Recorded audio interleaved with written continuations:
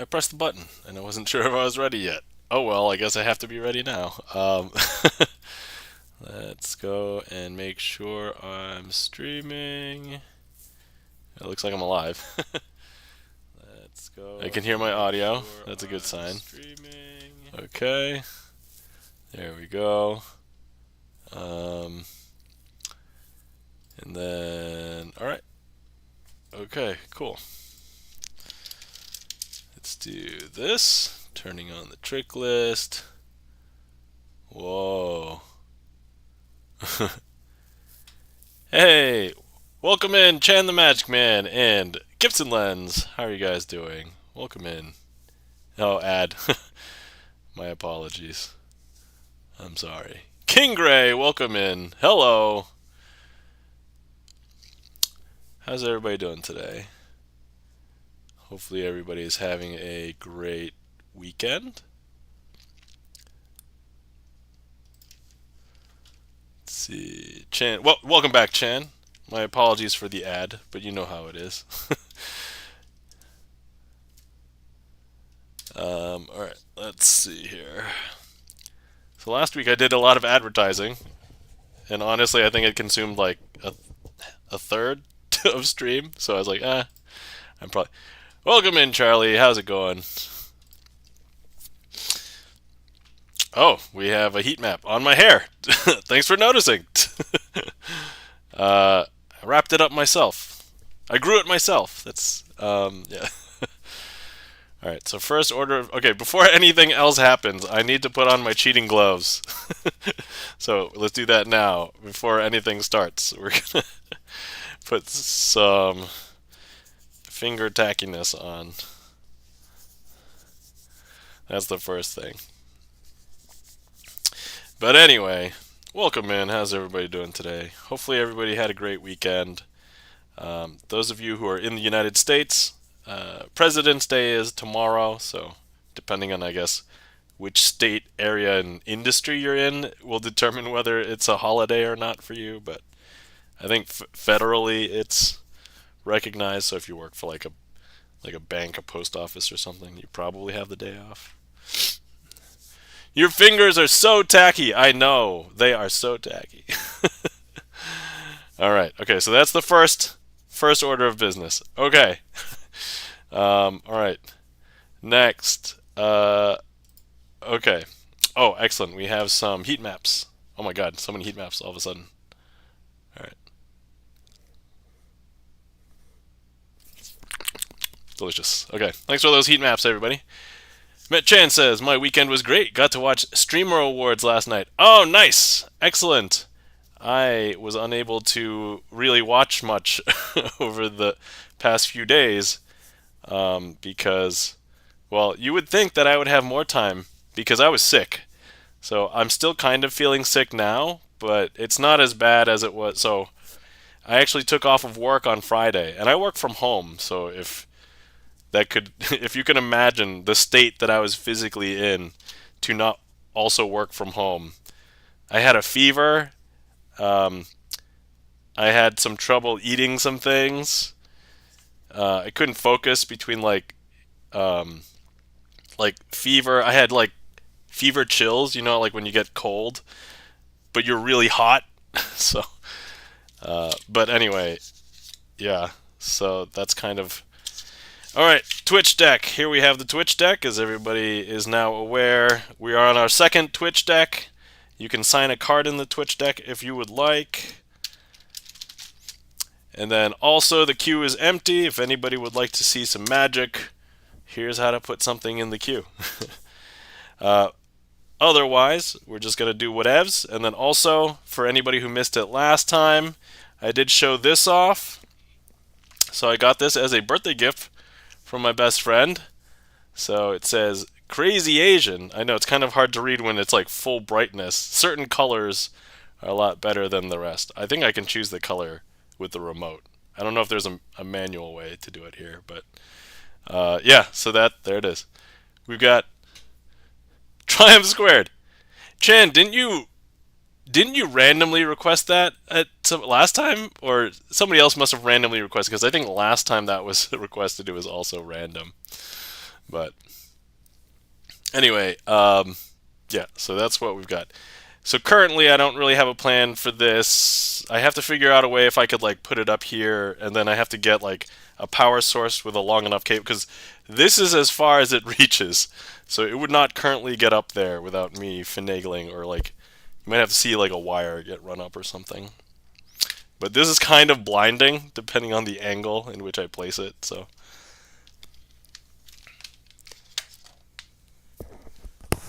my apologies if I end up coughing and you guys hear it.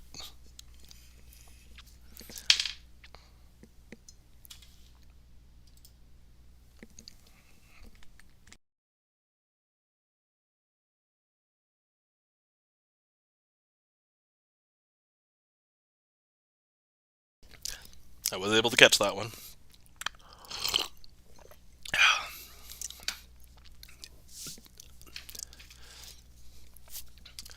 Chan the Magic Man, you've reached your limit trick request. Wait until. Oh. I think it's only one in the queue at a time. Yeah, if you want, I can just remove this, or if you want me to do it, that's fine too. You know what? I'm just gonna do this, and then that'll mean I have to do it really quick. So, alright. So we'll do it anyway. Okay, this is Triumph Squared. Alright, first things first, we need the deck cut about in half, like so. And then we'll need a card selected from this first pile. If anybody would like to select a card, if you are on desktop, you can feel free to click directly on the screen. And in the meantime, I'm going to take a cough drop because I probably need it. Sorry about that. Alright, I see one. It's going to be this card right here. Ace of Spades! So we're going to go ahead and place the Ace of Spades somewhere like in the middle, like so. Okay, now here's the thing. With the what we're going to do is we're going to need another card selected. So we'll need one selected from this pile right here. Once again, if you are on desktop, I'll move this so that it's not underneath that heat map. If anybody wants to read. No problem. This seems oddly familiar. I know. They call this deja vu. Now, there's actually a phenomenon that's super, super interesting. You know, oh man, can I theme this trick deja vu? That'd be amazing. But yeah, if you're on desktop, go ahead and click directly on a card over here, or give me a number from like 1 to, let's see. But there's two concepts, one of which is called deja vu. And I think a lot of people are familiar with deja vu. Deja vu is when it's actually French, and it means already seen, or I've already seen before. Vu is basically see, and then deja is like already. So, but this phenomenon. Okay, so this is the 10 of hearts. So we have the Ace of Spades and 10 of hearts. So I'm gonna go ahead and place that in here. There we have it. Okay. Now, so this concept of deja vu is, you know that maybe you have not seen this exact thing before, but it seems familiar. It seems like you've seen it before. The other half of this is jamais vu, which means never seen. And it's kind of a different phenomenon, I think, when we use it when we mean something weird, because it's like we know we've never seen something before, but it somehow feels familiar. And so for those of you who have seen this trick before, you know potentially how it's going to progress. I'm going to go ahead and flip over one of these piles, and then we're going to shuffle face up into face down. Like this. So at some point you're going to realize, hey, maybe you've never seen this exact trick before, but it somehow seems familiar. Especially if you've been here before. Especially if you're part of the regular crew that shows up, or you've seen a bunch of my YouTube videos. And then if you've never been here before, and this is your first time, first of all, welcome in. We are we're nice here. We're not, we don't bite hard. But this might be a trick that you've never seen before unless you're familiar with card tricks. So, all right, we'll just do one more cut. And sure, we have Deja Vu. I've seen him shuffle face up into face down cards before. Jamais Vu. You've never seen it with exactly this. So usually I might pull out the deck sock to fix everything for me. But today, I'm going to pull out this spinner. And look, we're going to have this spinner spin. Jamais Vu. I have no idea where I'm going with this. Just making it up as I go. That's okay, we're going to eat this heat map.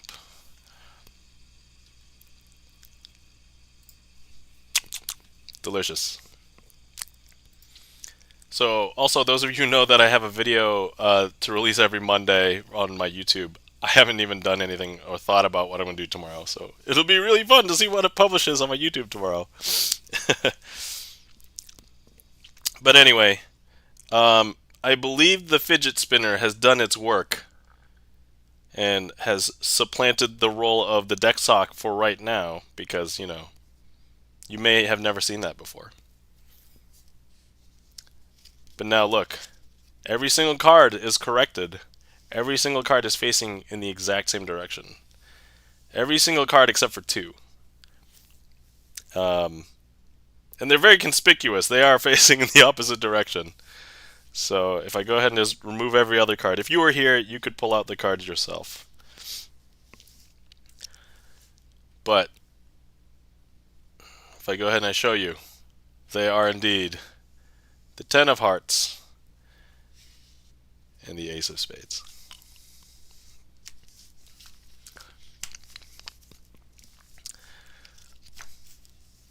And that, my friends, is a squared triumph.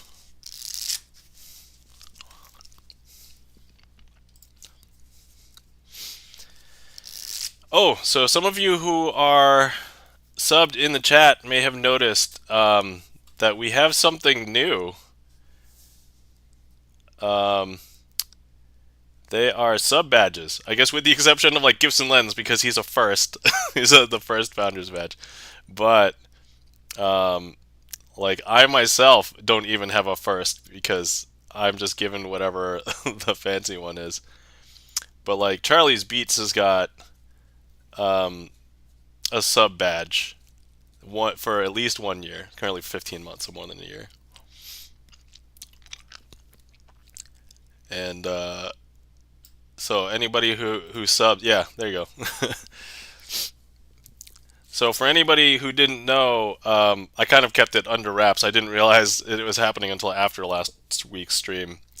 And so one of our viewers, who is also an artist, sent over a bunch of assets, basically, and there was a bunch of stuff to help me update stream. And I'm like, oh my god, that's so nice! And so if you guys are aware of Seeker of Weird, hold on, I need to type this. So if you guys aren't following Seeker of Weird, it's very nice. Artist, streams. I know she likes to do some traveling as well, so. But she sent over a bunch of like sub badges. If you actually look in my about section, section headers, love the sub badges. I know they're both. First of all, the sub badges are awesome, and they fit with the theme of the whole stream. And there's a bunch of them. So there's like when you first enter them, there's like 1 month, 2 month, 3 month, and then it's like 6 month, 9 month, and then 1 year, and then I think it's like 18 month, and then 24 month, I think. So we have them all for all of them. Yeah. Now you're ahead of me. I never got sub badges. What? You mean for your stream? Oh yeah, that's right. You have the star in yours. Yeah, yeah, yeah. I mean, I'm not like it's not like a race. First of all, number one. Number two, um, like first of all, sub badges weren't even like a thing I was thinking about. But I'm like, oh, okay, it would be cool to do this one day. But I'm like, I'm not an artist. I don't know what images. It's like I don't really have a brand. And then it's like, well, wait, I do card magic. It's like this is perfect. So it's like, so Seeker of Weird like saw a couple streams, and I don't know if it's the artist and designer, and she was like, "Oh, this would be perfect." I'm like, "Oh my god!" And when I saw them, I'm like, "This is perfect." So I applied those right away, and I got a few other things. I'm not sure if I can incorporate them as well. So I got a couple of overlays that I don't know if I'd have to adjust like the size of my scenes in my windows and things. Um, but I'm gonna see what I can use. But just if Seeker of Weird ends up seeing this, thank you so much, Seeker of Weird. Everything was really cool. I appreciate it. I love all of it. So thank you so much. But yeah, so there we go. So between that and my new light, I was like, oh man, everybody wants me to update my stream. I just have to incorporate everything now. So thank you. Uh, okay, all right.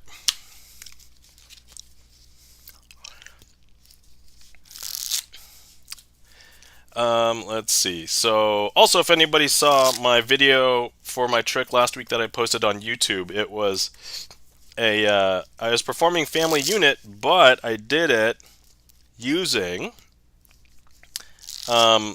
red envelopes for Lunar New Year, and so I did the reveal a little bit differently, and I was thinking, huh, I kind of like that, and so we may have stumbled across a new way to perform that trick, doing the reveal at the end, because I was just like, huh, how do I make this?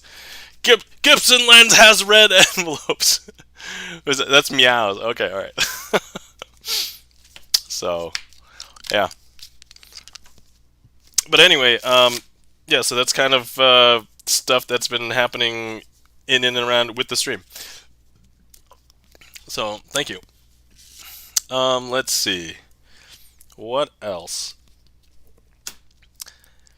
Yeah, so I felt bad last week because I didn't do that much magic last week. I was like, I also wasn't. I was a little bit tired last week. I don't know if you guys could tell. I'm feeling way more rested today, even though I'm still feeling a little sick. But like, so I took the day off Friday from work. I got the most contiguous sleep I think I've ever gotten since I had a kid. I slept for almost a solid, I think, 11 and a half hours because my body needed it. So, you know, when you go to bed and you're like, oh man, fever chills, you're really cold, you get really tight in your covers, you drink a bunch of water and you're like, all right, I hope I don't have to pee in the middle of the night, and then you wake up and you feel super refreshed. So one thing I wanted to show off, let's do this one while it's still winter. The other ones are kind of other seasonal. So I've come across this. Oh, hold on. This is really hard for you to see unless I show you the magic screen. Okay, I've come across this. A Charlie Brown Christmas shaped playing cards. Yep. What shape, might you ask? Well, if you look really closely on the box, the shape is basically like it's a ball. I tried doing some magic with this. It is very difficult. But let's see what I can do, I guess. First of all, the box itself is terrible. So it tries to hold everything in this weird cutout shape thing. And some of the cards, as you can see, kind of just stay at the bottom. And there's no way to, like, enforce you staying them at the top. Or if they turn. So that's the first thing. But if you take a look at a single one of these cards, so it's basically round except for this little nub for the part that you would hang. And all of the cards have images on them from I would presume just the Christmas special, Charlie Brown Christmas, or maybe all of the possible Christmases episodes of Charlie Brown and Peanuts. But I thought it was cool in concept. And then, of course, you know, me and other decks of cards. Can I do magic with these? Is the next question. So, good news, they are slightly better printed than some of the other ones that are made. So here's the red flag. If you see anything that says Aquarius, that is the company that makes these. Because I have another one over here. I'm not going to open these today, but I guess I'll tease you all today. I have Sabak-shaped playing cards for Star Wars, but these are also Aquarius. Yeah, we'll talk about their quality another time. These ones are okay, not too bad. As far as like gliding off of each other and things. So, I want to try doing something, but since you can't really tell what it is exactly, I'm just going to use 4 cards. Because, like, at a glance, right, you're not even going to be able to tell like what the suit is without really looking at it. But I'll use the 10 because I think that'll stand out because you can see that it's 2 characters versus everything else.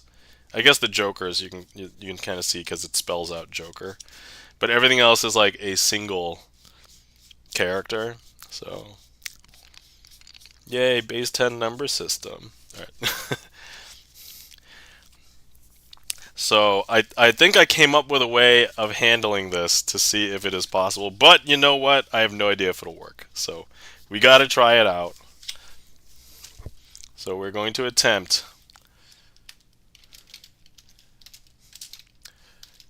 twisting the aces, but with the 10s. Okay. All right. Alright, so I have the 10s here. So here's the 10 of diamonds, the 10 of spades, the 10 of hearts, and the 10 of clubs. Alright, hopefully that's clear. And you can look at all the images too. So each one of these is effectively signed by its image. So I can't really duplicate. I looked at all the suits too. Literally every image is unique. Actually, I think maybe except for... Were the Jokers different?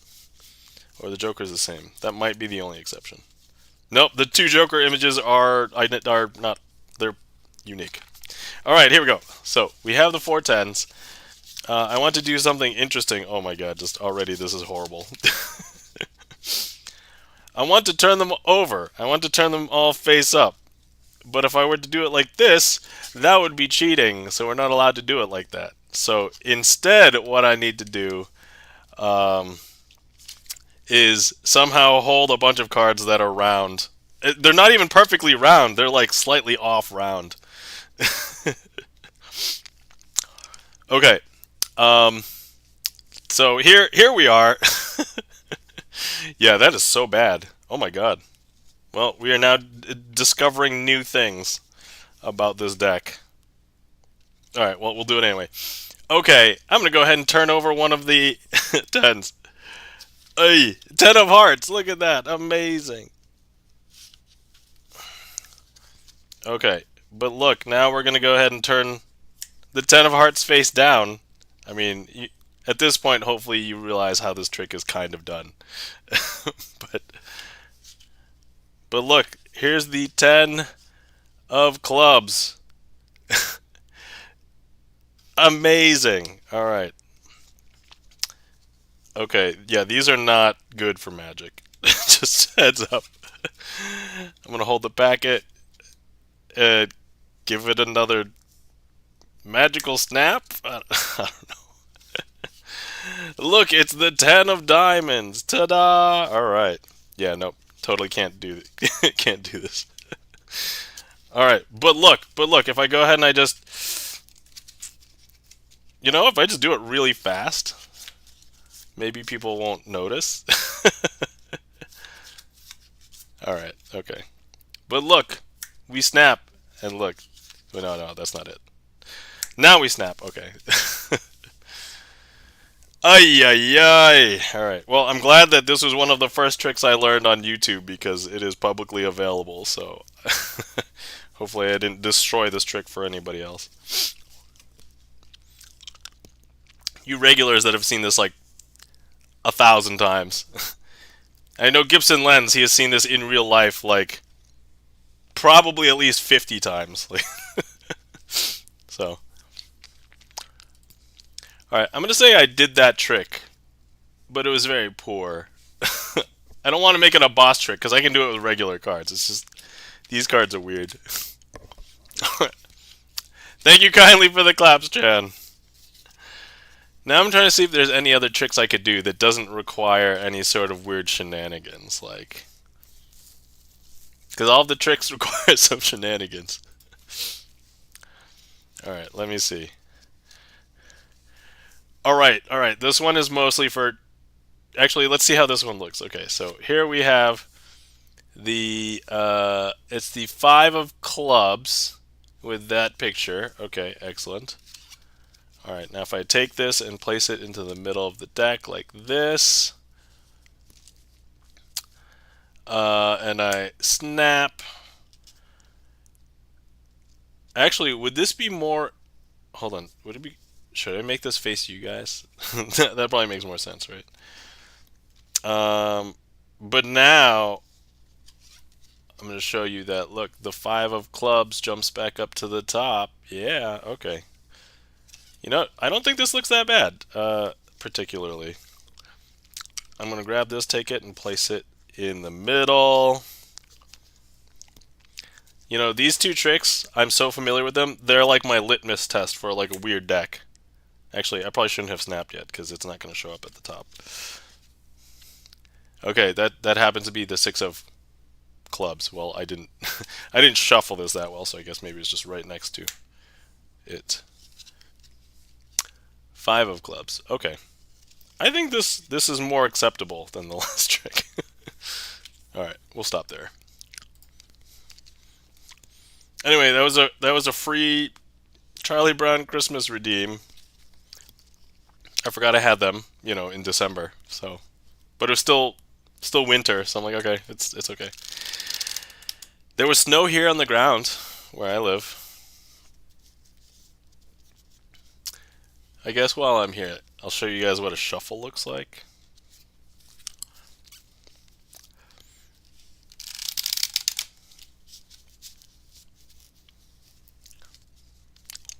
Mark Rides, what Charlie Brown? It's raining here.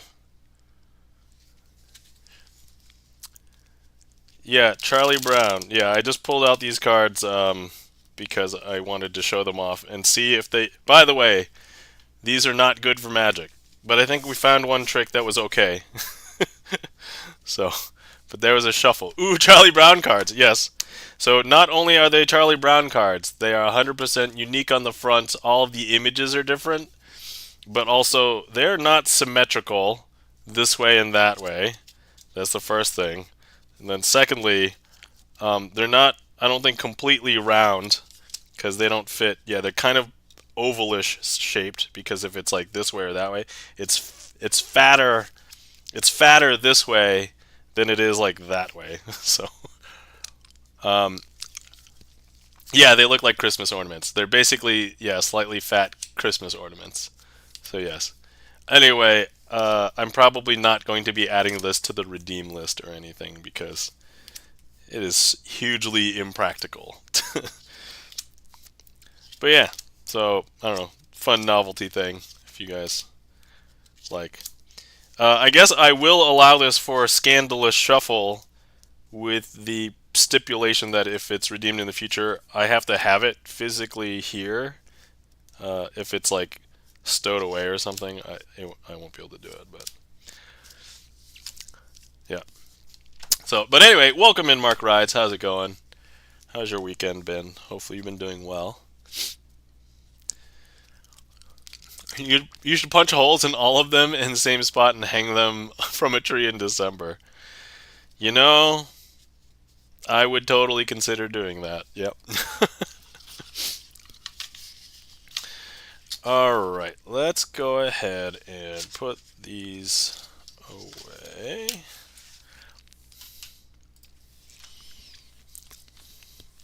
Alright, we have a request from Charlie's Beats. Thank you so much for the request, Charlie.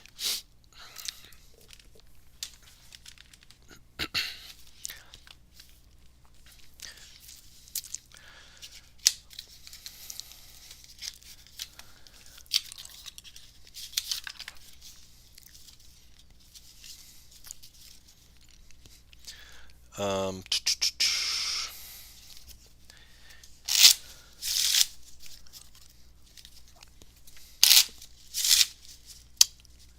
see, but that way they will still be symmetrical and fair for tricks. Oh, okay. No, I think I would have to, because also the top part, it tilts to one side. Like it's not even. I don't know. It's so hard.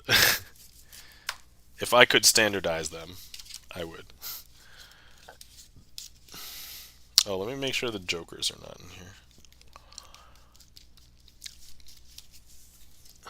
Okay.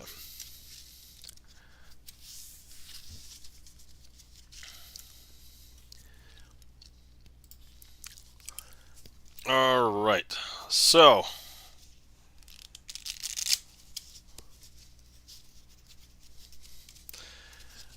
we need a card selected. So, if anybody is on desktop, feel free to click directly on the screen, and it'll put a heat map on one of these cards. First one I see is. Let me get my finger much this one. Okay. King of Hearts since I signed it. Oh, okay. No, we need a random one because I'm not going to be looking at it. If I choose the King of Hearts, I'll know. I'll know what it is. Okay. All right. So, oh, we got a competing one.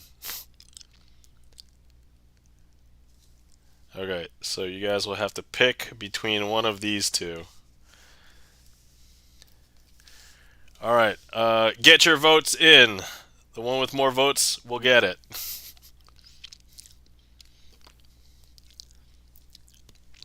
Also, if anybody has been sitting around and has not hydrated in a while,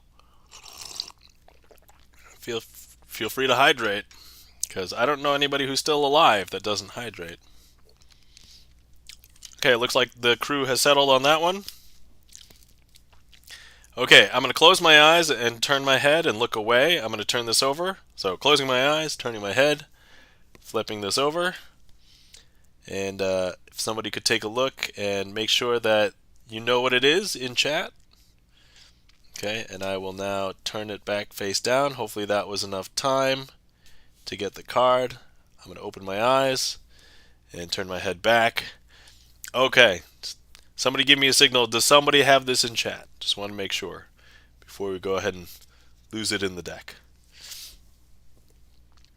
And I guess in the interim, I'm going to eat these heat maps. Because why not? Delicious. Okay. Mark Rides is trolling me. King of Hearts, wow. And then Charlie's Beat says, yes. All right. That's okay. Mark Rides has just changed it from a slightly under 2% to slightly over 2%. Anyway, no worries. Okay, this is what we're going to do. We're going to lose the card in the middle of the deck like this. And as our favorite magical talent of the stream is going to appear, make an appearance, the deck sock. Hey, deck sock.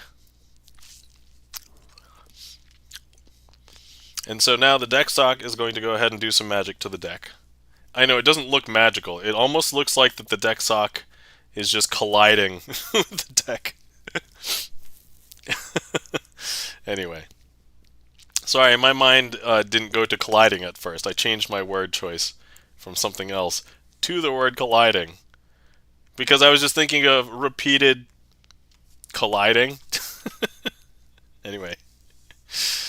Okay. So, something has happened, I'm sure, to your card. It's sanitary, I'm sure. And it has changed color, yes. Changing color is definitely acceptable here. So, okay. For the first time, go ahead and somebody tell me in chat what was the card that was selected. 4 of diamonds, says Charlie's Beats. Alright, 4 of diamonds it is. That is indeed the 4 of diamonds. So, we're going to go ahead and leave that out. Now, we'll go ahead and do that a second time. So, let's go ahead and, let's see here. Alright, let's just go ahead and have, alright. Chat, why don't you click on a card somewhere around here.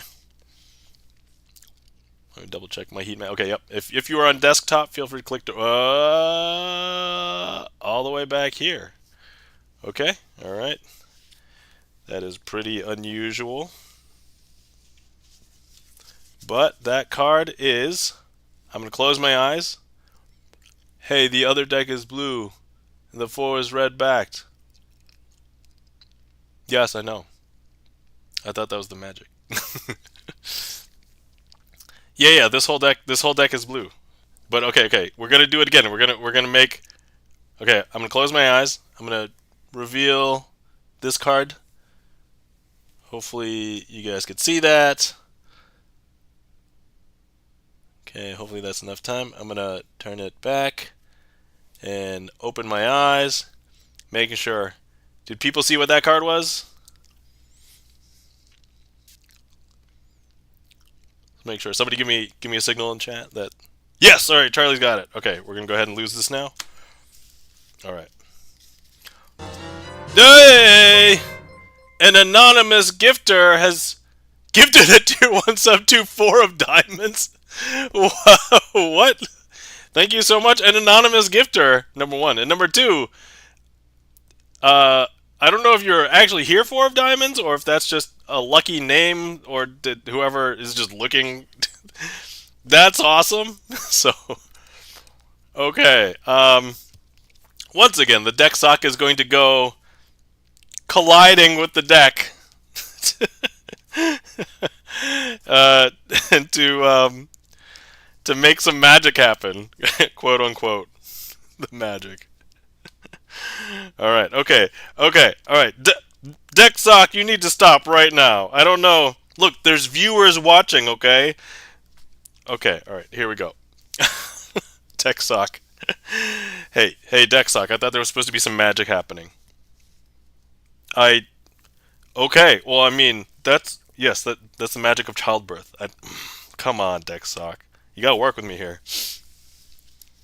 I know, it's just Valentine's Day. Was it romance magic? Okay, fine, whatever. Alright. Look, the deck sock would like to collide with the deck again. Here we have it. Okay, alright.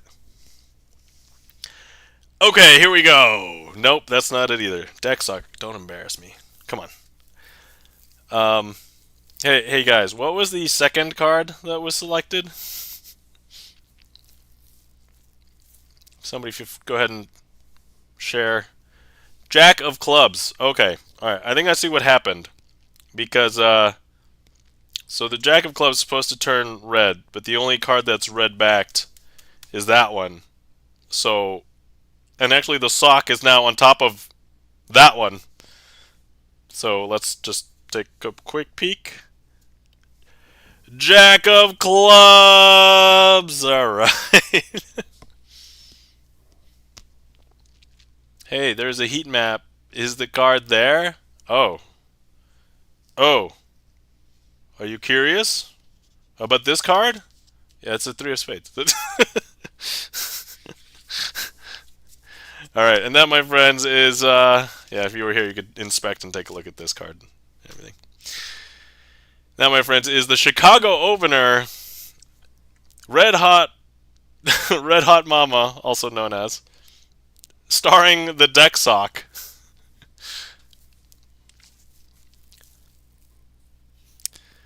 I'm not gonna lie, I never thought I would be making a joke about deck sock colliding with a deck. I'm just laughing about that right now.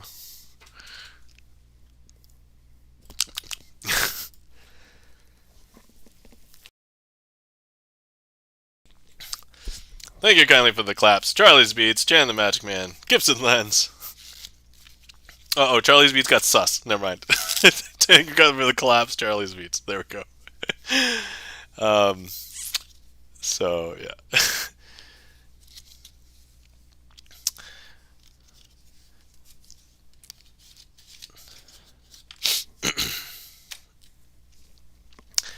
Anyway, whew.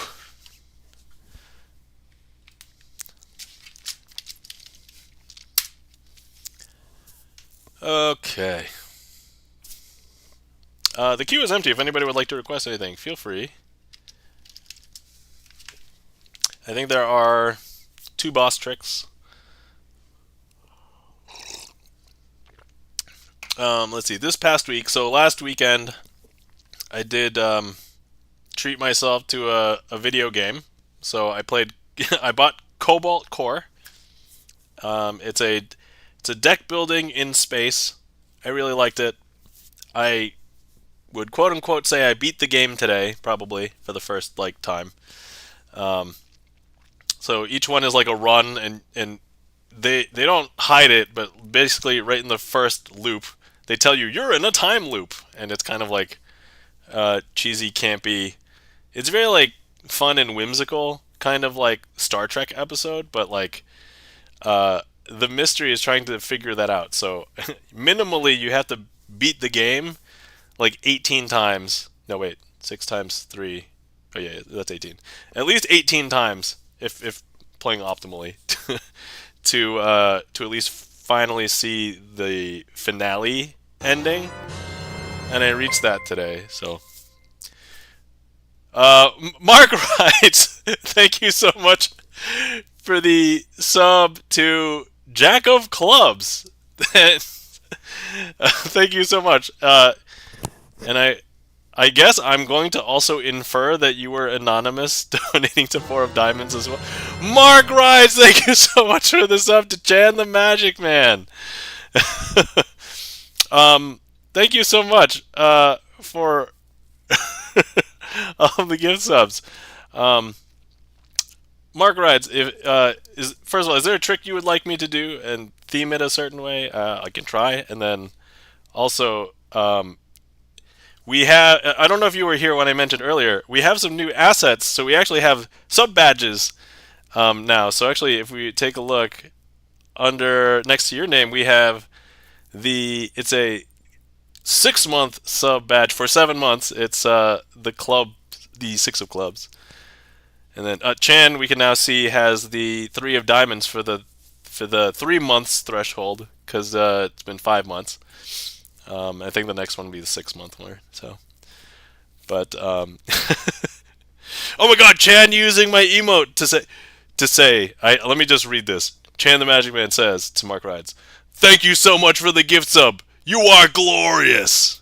If you guys didn't know, that is an emote of my face, but it's associated with glorious. So, Valentine's Castlevania Love Triangle Murder? What? Okay, let me figure this out. Okay. Let's see here.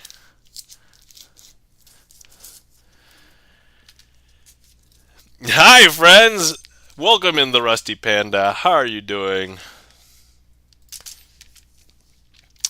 Okay, let me see. So first, let me put in the vampire card trick. That's the first thing. Okay, so this will be for the attempt at Valentine's Castlevania Love Triangle Murder. Okay, alright. I think that makes sense. That makes sense. Remember, you did a love triangle and then said the card should drain. Yeah. Yes! Chan the Magic Man, thank God damn it! You guys knew. Oh! Alright. Okay. So, first of all, thank you for the hype train. Thank you for the gift sub. Alright. Oh man. Okay, let me just start. Okay, we have a bunch of queens. And then Chan, we'll have to get you to sign. I'm assuming you're gonna want this, but I'll do that officially after the hype train's over. Okay, so let's start with these. All right, look, we have 4 queens. They are over here, and then we have another card. Look, you're not gonna mess up the 10, right? So it's a red 10. Okay, so look, what we're gonna do is we're gonna go ahead and leave the 10 over here, and then we have we have the queens over here, right? So what I'm going to do is just hop 1, 2, and 3, and actually those 4 queens have become 1 card, and this 1 card has become 4 cards, and the 10 is over here, and the queens are over here. Okay, alright. Let me try and find another... Okay. Alright, you would never... You know what? Let me just get some more face cards. Okay. Red face cards, black spot cards, you would never mix them up, right? Okay, cool. We're gonna go ahead and hopefully not mix them up. But what we're going to do is we will try and mix them up right here. So, look, this is what we'll do. That's black, that's red. Do it again. Black, red. Black, red. Black, red. If we just give that a second, that should maybe, hopefully, fix itself. Because, like oil and water, they won't mix. That's just a hope, though. So look, a red card is floated up to the top. All the black cards have sunken down to the bottom. I know, that's super tough to believe until I show you the other 3 red face cards floated up to the top. And all of the black spot cards have sunken down to the bottom. I know. Let's go ahead and do that again. Now, maybe last time you thought, hey, these would sink down to the bottom because I started with them at the bottom. But you know what? What if I started with a red one? So I'm going to go ahead and place red, black, red, black, red, black, red, black. Just give that a second. They should separate as if by magic, or me separating them manually. But actually, that's not that impressive. Unless I show you that, look, this one's black, this one's red, this one's black, this one's red, this one's black, this one's red, this one's black, this one's red. Okay, let me try and find some aces, because no wait, actually, maybe we'll do it with 4s, because I just found a couple 4s next to each other. I need to find all the 4s though, okay. Okay, so, we have 4 4s, and then 4 red face cards that we would never mix up. Okay, actually, we're gonna need one. This one will kind of be like the okay, this is what we're gonna do. We're gonna go ahead and leave the red face cards over here, and then the 4 4s. Well, here's 1, 2, 3, 4. I'm gonna go ahead and take. Oh my God, Mark Rides! Thank you so much for all the gift subs. Oh wait, is this to extend the hype? Thank you so much for all the gift subs. All right. I'll wait at least for all the emotes to clear. Sorry about the cough. Okay, so red. Sub Bob, thank you so much, Mark Rides. Alright, so I took a red face card, dropped it over here, but if I show you red face, red face, red face, if I go ahead and I grab this and place it in there, so there should be a 4, but look, if I just go ahead and touch here, that disappears. These are all red face, because that 4 has jumped down here. I know. Super interesting, right? Look, red face. Place that over here. We've got red face, red face, red face. And now if I go ahead and I grab the 4, we'll stick it in there. Just go ahead and touch this here. Boom. And then if I show you, red face, red face, red face, red face. And look, if I flip this over, that's another 4. And then finally, if we just go ahead and show you red face, place that down here, take the last 4, place it in here. All we have to do, touch, and then if I show you red face, red face, red face, red face, that 4 has jumped down here. Oh, thank you for being a level 3 hype train. Okay, all right. Well, I got to keep this magic going because we are still going.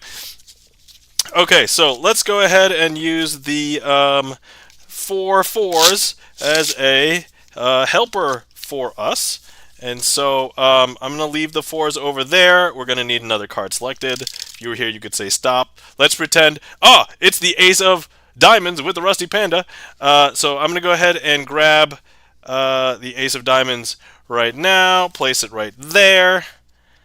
And then what we will do is we're going to go ahead and take the 4s and we're going to turn them face down like this.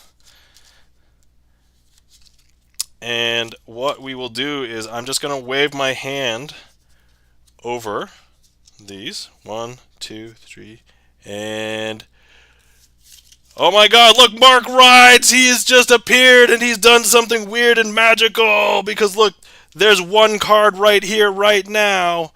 And what we're going to do is show you that Mark Rides is going to do something magical. Actually, let me grab Mark Rides and stick him out there.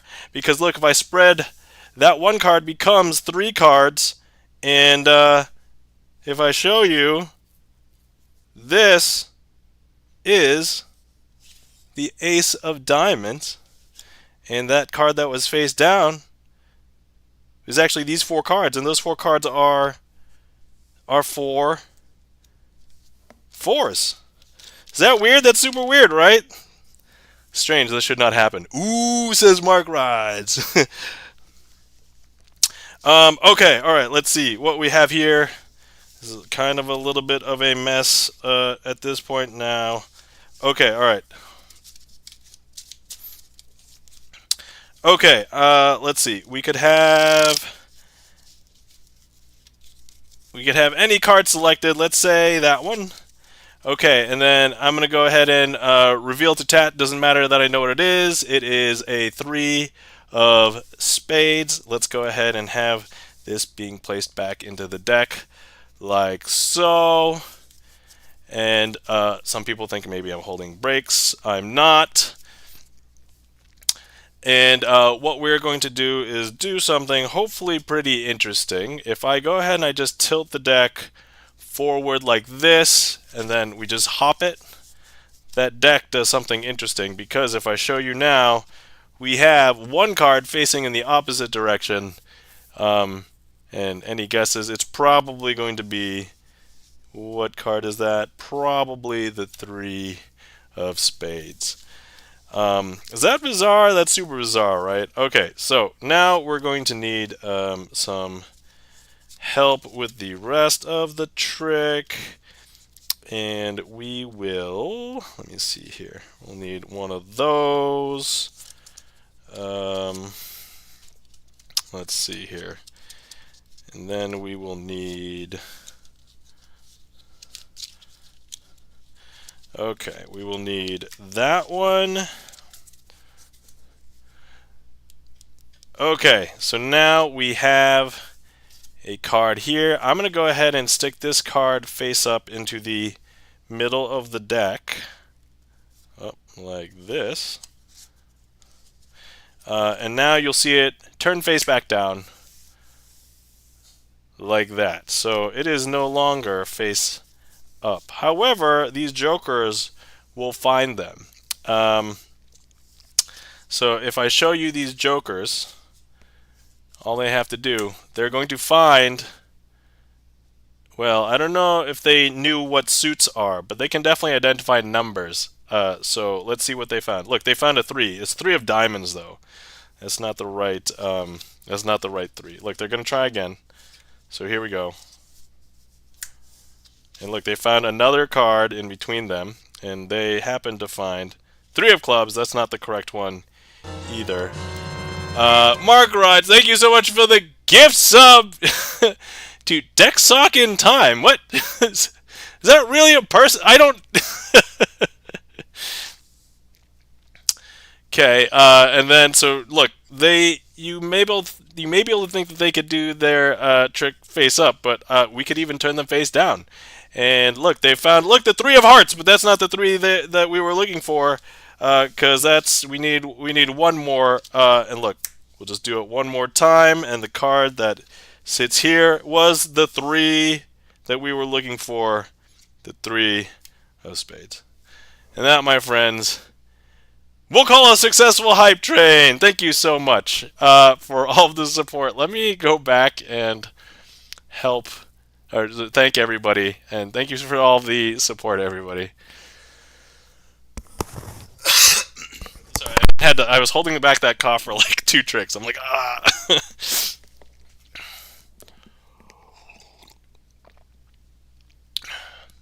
Are those Joker's witches brooms? They look like this. So however you want to attribute them, I guess they look like jester puppet sticks. So jester puppets, but like I don't know, they're not really. You could say that they are posed as though they could be sitting on brooms, but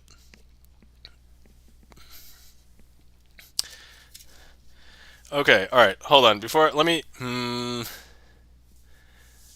Okay.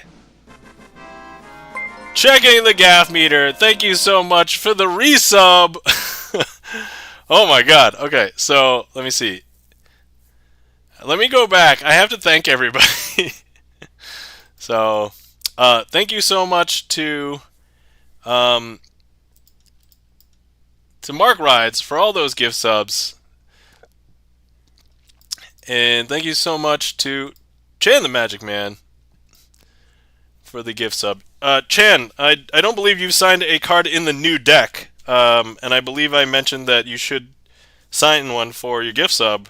So, let me know what you would like to sign. I'm going to guess it's the Queen of Clubs, but let me know if that is different.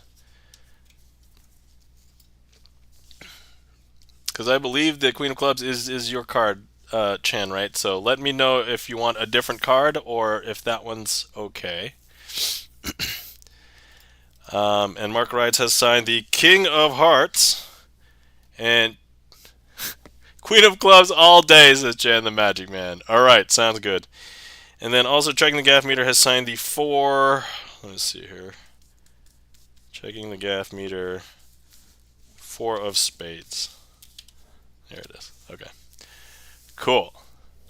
Alright. So yes. Let me know if I missed anyone. I think that's what I can see, but I've noticed that my somehow my activity feed I know doesn't have everything all the time. So Chan the Magic Man. All right, so chat's reliable. I can see everything in chat. All right, awesome, cool. I will lose connection. Do a filler trick before vampire. Oh, okay. Yeah, no problem. I'm gonna sign this first, and then have to brainstorm about what to do for yours anyway. All right. Okay, Chan the Magic Man. We'll go ahead and do this and sign Chan the Magic Man. Alright, I'm going to go ahead and do, you know what, I know last time I think I might have signed it Chan the and then Magic Man, but I think it makes more sense to do Chan and then the Magic Man on one side. So, sign it the same way? Oh, okay. Let me see here. Where did I put the old one? Oh, Chan the, okay, got it. Got it, okay, we'll do it that way. Okay. Here we go.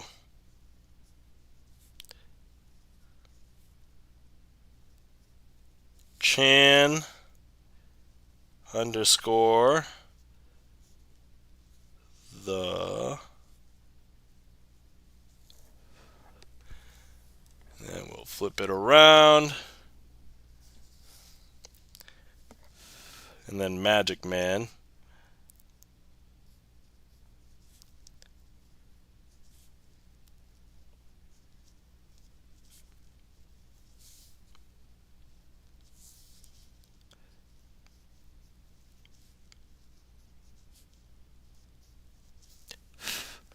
Alright, thanks for refreshing my memory, Chan. Otherwise, I'm going to have to look at the old deck just to double check. Alright, so, thank you for supporting Mark Rides, Chan the Magic Man, checking the gaff meter. Kisogo plays! Love you, man. Kisogo, I love you too. We were actually just using your card during that hype train. Kisogo plays 3 of spades. There we are. Thank you so much for the resub, man. Ooh, hell yeah! That's right. Awesome.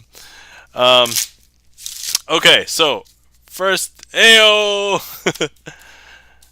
All right, let's go ahead and do a trick. Actually, Mark Rides said to pause on the vampire card trick, so I'll pause on that one.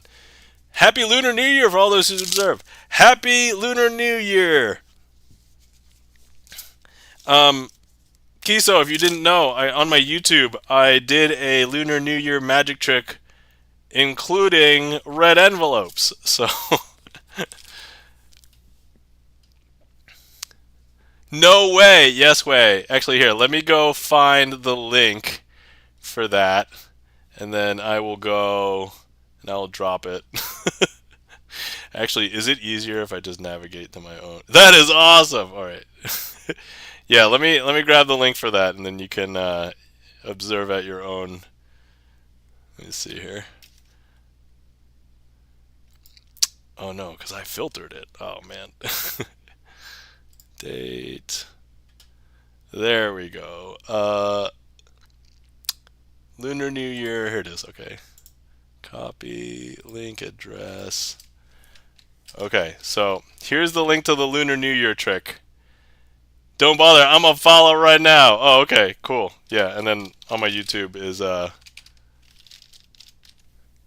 it's there. So, but yes, I did a trick using red envelopes, and then I think last stream I did a different trick with red envelopes as well. But it was like a coin trick. So anyway, okay, here we go. I'm gonna go ahead and do 3 travelers first. So we'll just wait for Mark Rides to come back. 100 day of mourning for GMA today, so was at temple all day. Buddhists know what I mean. Oh, my sympathies. That you missed the yeah. So I'm not actually a Buddhist, so I have no idea. What do you mean? Back for elevator. Oh, back elevator always DCs. Okay, all right. So, all right. Thanks, friend. She lived good life 102. Oh my God, she lived until 102 like a boss. Wow, that is amazing. Um, yes. So,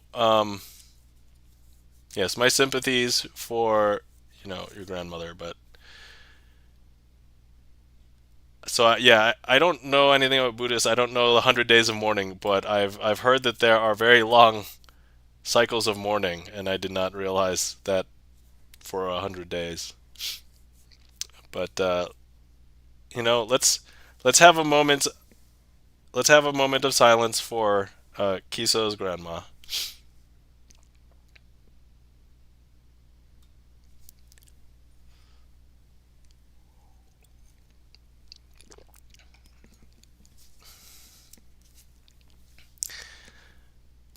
All right. That's awesome. Your grandma, correct? Checking Gaff Meter says. Y'all too sweet. Much appreciated. Yes. Okay. All right. So let's go ahead and use let's use 3. All right. I'll have Mark Ride sit out for this one because it's only 3 travelers. Actually, Mark Rides can be the transporter operator or something, but he can sit out until the vampire card trick. All right.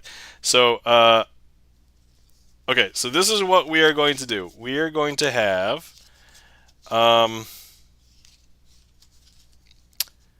Queen of Clubs, the 4 of Spades, and the 3 of Spades. So we'll know them as Chan the Magic Man, Cheng the Gaff Meter, and Kisogo plays.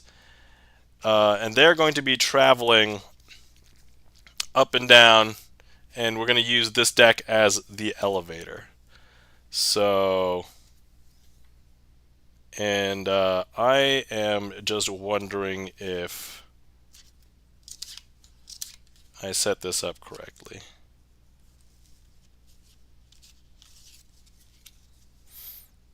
Oh yeah, okay. So yeah, I'm going to go ahead and place the queen right there, and the 4 over here, and the 3 on the top. Now if we take Kisogo, place them on the bottom, all we have to do is press this imaginary up elevator button, and Kisogo will travel from the bottom up to the top.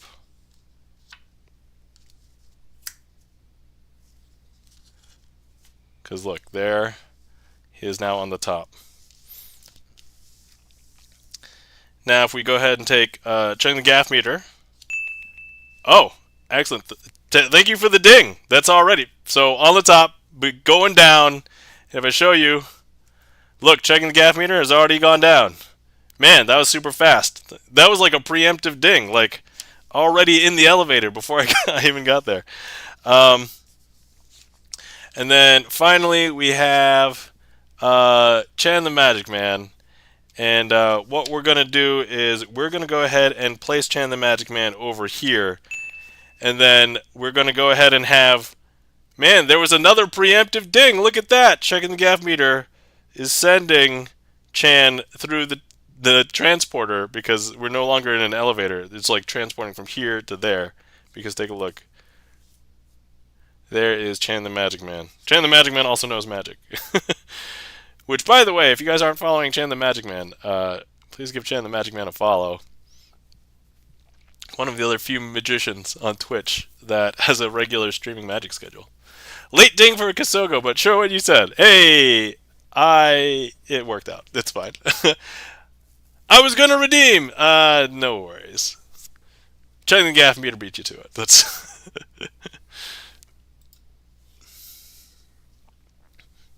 All right. Let me see here. Delicious. Oh, Chan has to get the ding in there. Chan the Magic Man. Also, Chan the Man of Principle. Getting the ding in there. Alright. Thank you so much for that request. Checking the gaff meter. Alright. So that was 3 travelers.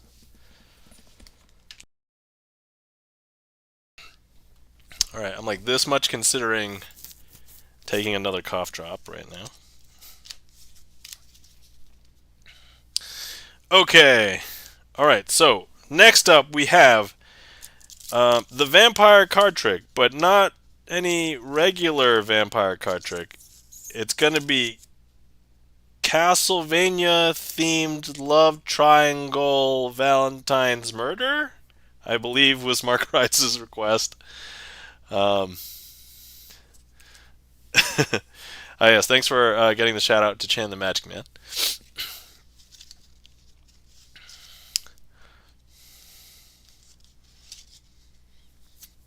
Oh, this might make it a little bit interesting.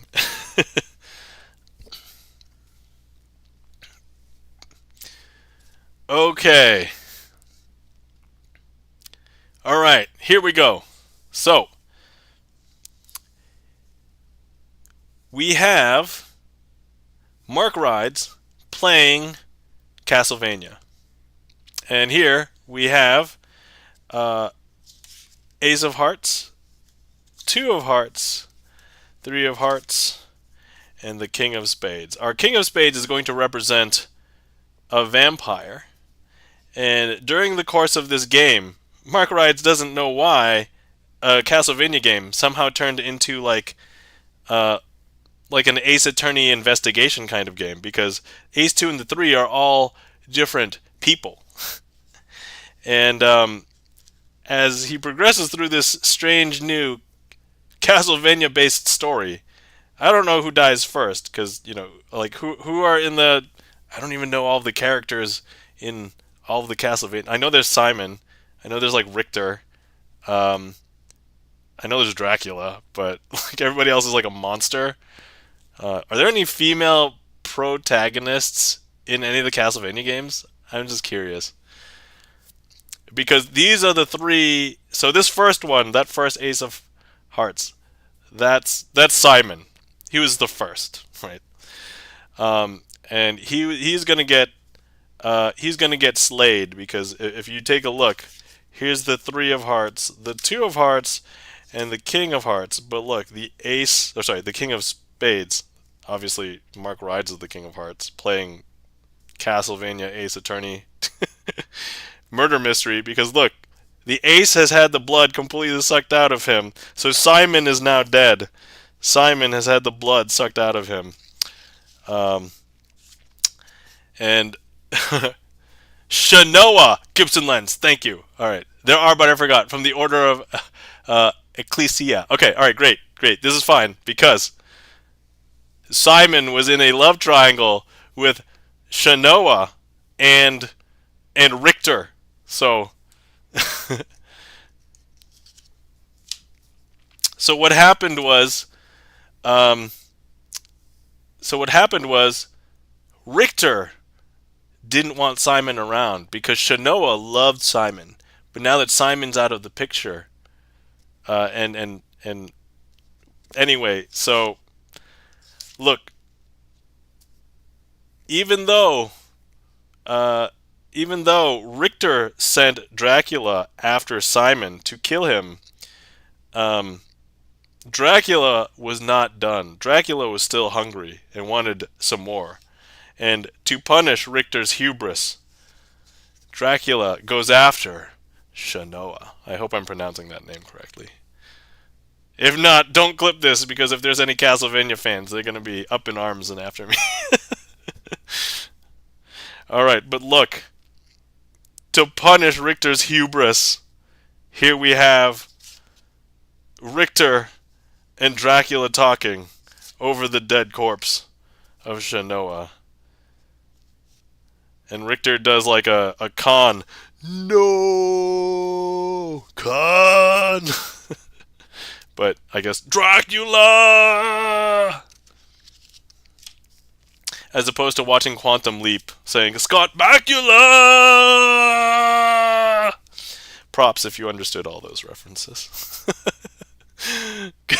Chan says, Con! Alright, and then finally, Richter is depressed because he no longer has his loved one. And Dracula's like, there's something I could do to fix that for you. And Richter's like, no, wait, what's that? No, backs away. Tries to back away. But nope, doesn't work. Because here we have Richter losing all of his stuff. So now we enter the investigation phase. So Mark Rides hits the part of the game in the Ace Attorney Castlevania crossover where he has to deliver papers to Dracula. And so Dracula's like, oh, hell no. And so there's this huge thing where, okay, he makes it look like Dracula is here. So Mark Rides, and it's like a quick time event. It's very quick. You just have to tap the button when a bard travels up and down and hits it right perfectly. But Mark Rides didn't get it because he tries to serve the papers for the investigation of now the 3 dead, I guess, vampire hunters to the vampire, and the vampire is nowhere to be seen. And that, my friends, is the story of how Mark Rides played a Castlevania Ace Attorney crossover where Dracula killed Simon, Shanoa, and Richter, who were in a love triangle. Ta-da! I know, that was deep. Anyway, Mark Rides, thank you so much for all the gift subs. Hopefully you enjoyed that. I know I twisted some parts of the story. It felt more okay as I went along. Like, once I was in too deep and I'm like, nope, can't go back now. But, yeah. Checking the gaff meter says, whoa! Thank you kindly for the claps and the emotes. Checking the gaff meter. Chan the Magic Man. The Rusty Panda. Gibson Lens. Checking the gaff meter. Mark writes. Mark writes, you have your own emote from, I don't even know who this is. Xenia Galaxy. Does that mean I should follow? Whoa, cool emote. Alright, let me... Xenia Galaxy. Only to Tuesday. Alright. Xenia Galaxy. Alright, I'm just going to note that name just to check whoever that is out there. Hey, I learned something today called the Dracula Parrot. Want to see it? What's the Dracula Parrot?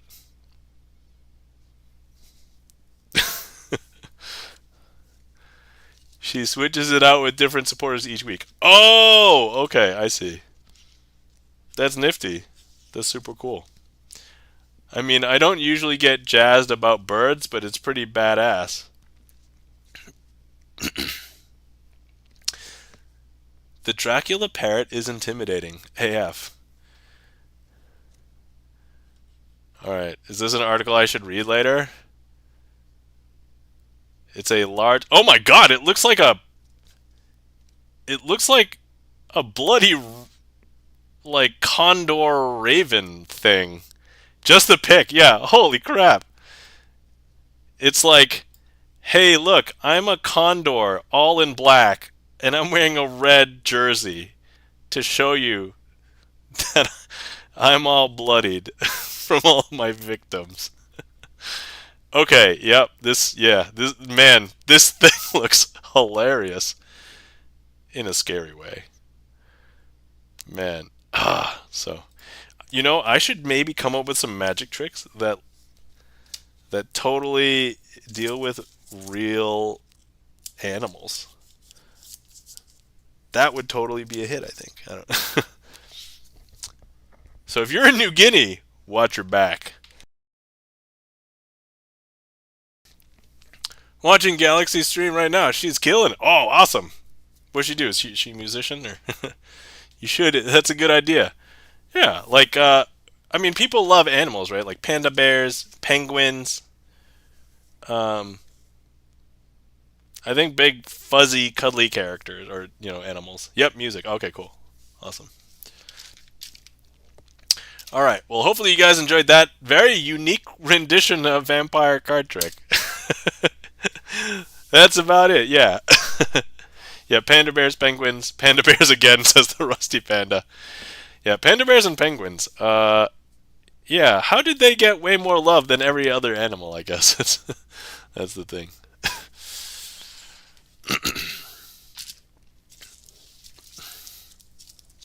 Oh, Charlie's Beats, gonna keep me honest. Charlie's Beats requesting a trick. I've messed up before. Okay, let me just secretly run through this by myself really quick to make sure it's okay. Oh man.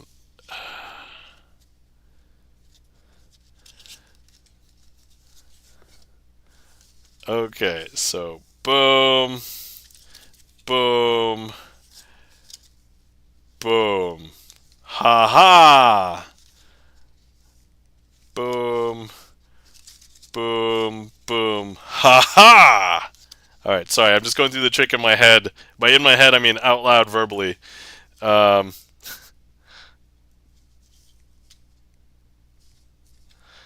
Actually, wait, this would be like this, and then this would be like this. Okay, yep, and then, aha!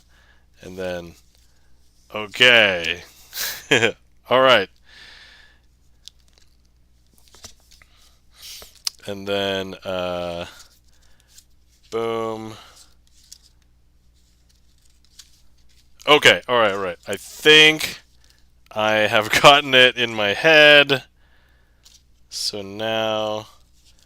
Let's make sure that I set this up the right way and not the wrong way. Okay. Okay. Mark Wright says, boom, boom, boom, aha, boom, boom, aha. I think I could perform this trick in the magic phrases. This is also a very good trick, judging from the number of booms. Also, hi, Share Golf, welcome in. How's it going? Um, yeah, Share Golf. I lurked in a couple of your streams maybe months ago. I think you were playing like Wii games. I think. So, Gibson Lens got the boom boom boom from Rob Kovacs' channel. But anyway, welcome in, Share Golf. Share Golf. How are you doing?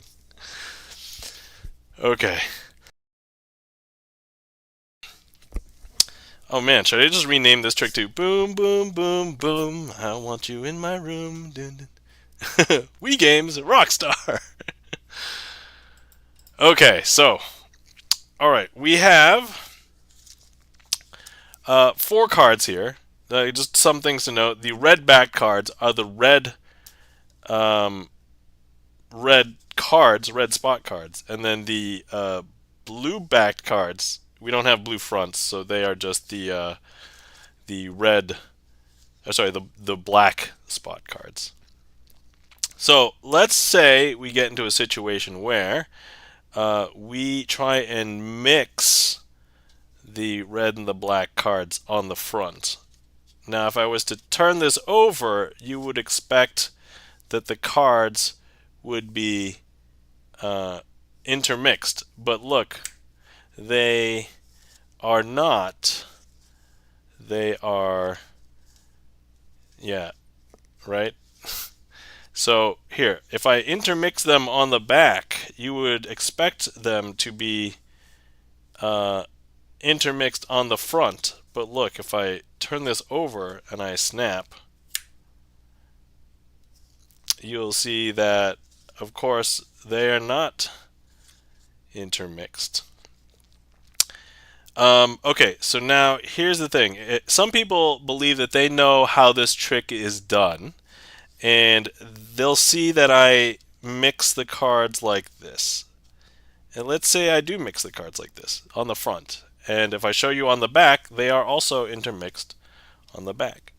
Some people suspect that I'll secretly unmix them like this. But really, I haven't unmixed them. That was just something visually strange, because if I show you, they really are still mixed.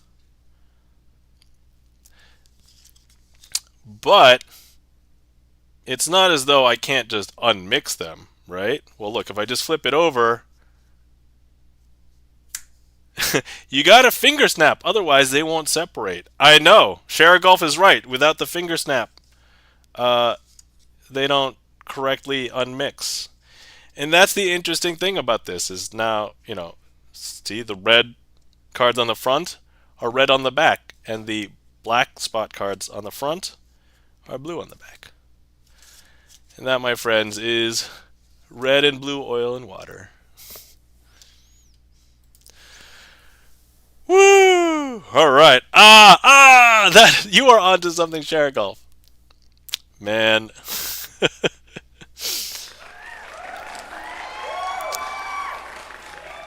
If you finger snap a deck, will it separate?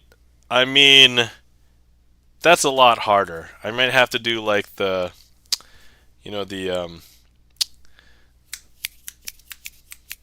lots of snaps for like a quiet like jazz lounge or like poetry reading or something.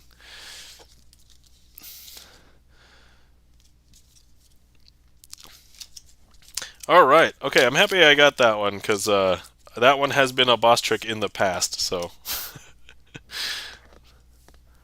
let's try it. What?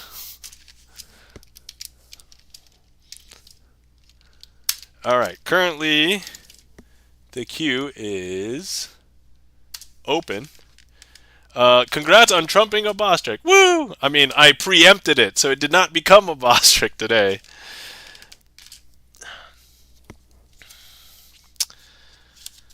Let's see here.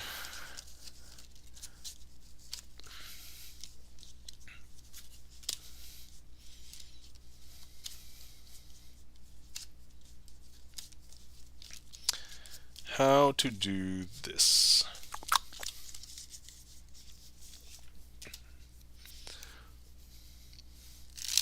Oh, we have a Rubik's Cube redeem. Oh, and then a magician's choice. I assume you want. Oh, I thought it was a boss. I misheard you, I think. Oh, no, no, no. This particular one was not today. It has been in the past. Actually, I think I have the stats to see how many times that trick was a boss trick in my spreadsheet because it's a matter of just counting it up. Let me see here. Right. Hopefully, I spelled it the same. 1, 2. It's been a boss trick 5 times across all of my streams. So I messed it up a lot in the past.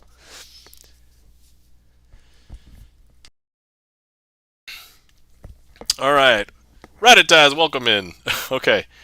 All right. Looks like I have a bunch of things in the queue. So let me get started by doing the one thing that is not a magic trick. It's just a regular trick on the trick list. Okay. Currently a solved cube.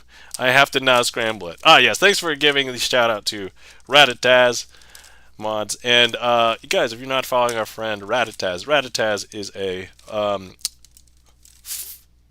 flautist, right? Plays the flute. Yes, okay. I forget because I always want to say flutist, but I know it's flautist. But it's like, but yeah, plays chill.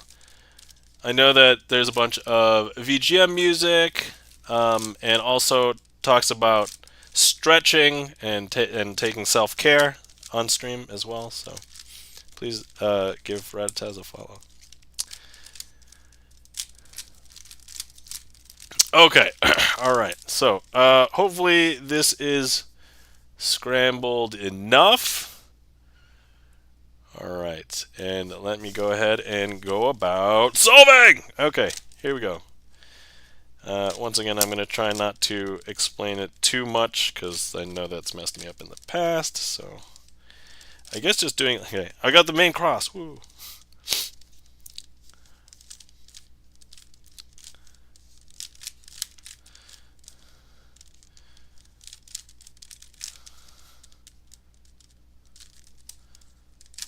Okay, I got top layer. All right, middle layer.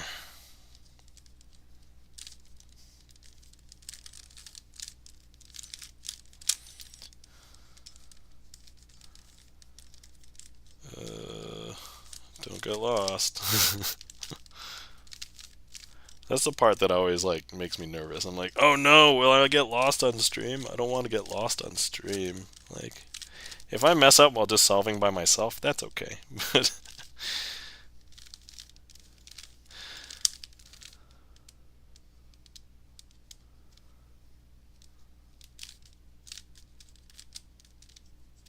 wait. Oh no no. Okay, sorry, I shouldn't have mentioned that. I've now messed it up. Okay, no, I'm covered. Okay, we're good. All right, third layer, second layer done. Third layer. Okay, we got this. We have to get to the fish. All right, that's not the fish yet. Okay, there's the fish. All right, might have to do this up to 3 times. That's 1. That's 2. Okay, got it twice. All right, find some corners. Oh man, I gotta rotate 2 corners. All right, here we go. Just gotta rely on the muscle memory because I hate messing up on this part because it's like not recoverable. Okay, swapping these 2 corners now. Okay, turning that back up. Okay, so now I just have to do 2 rotations of these center edge pieces. Here, okay, that's 1 rotation, and now 1 more. Oh, wait. Hold on, I just forgot the muscle memory, and I literally just did it.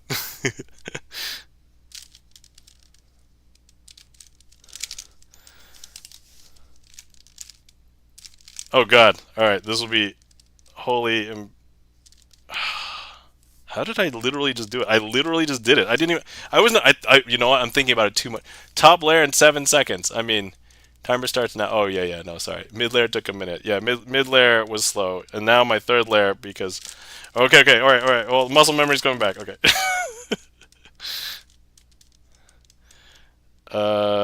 Just need this to come back proper. Oh god.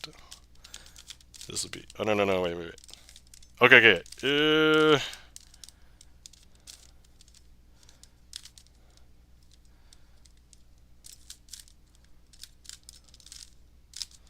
No, no, no, no. I have messed this up. Hold on. This will be bad. Wait, wait, wait. Can I recover from this? Can I just figure this out? Hold on. It should be possible to figure this out because I have done this before. I have gotten lost in this exact place.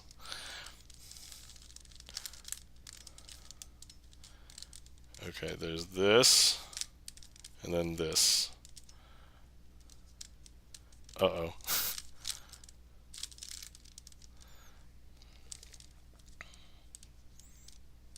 This is not good.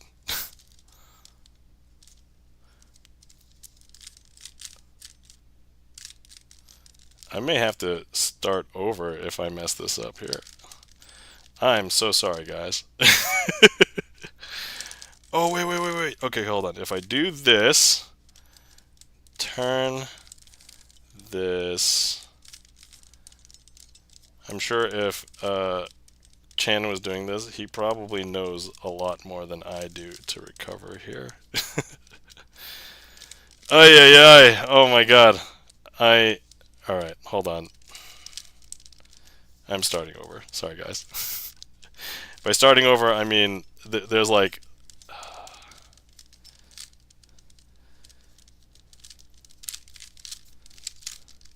Okay, top layer, middle layer, okay, bottom, third layer, okay, we're gonna be doing this again. Okay. I should just do it and just not talk. Muscle memory is so weird sometimes. Oh my god, do I have to swap corners? You know what? I got the swapping corners perfectly twice. And... Wait a second. There's something wrong here.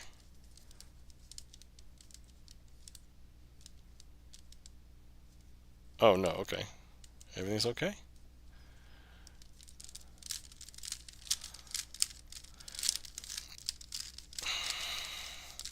I guess if Mark Rides was trying to beat me today, totally would have gotten it, I think.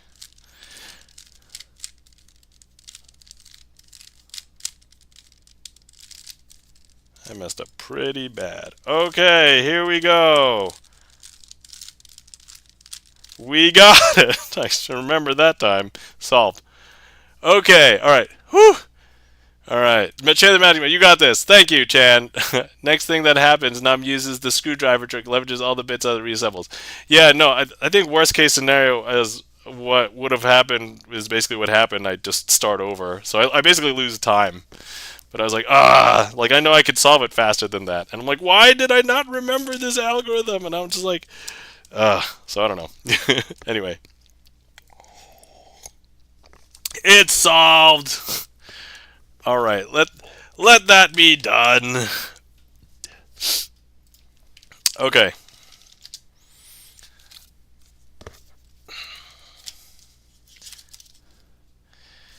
Okay, let me see here. Magician's Choice from Charlie's Beats. I assume he wants a boss trick. I kind of want to resolve a boss trick, so let's...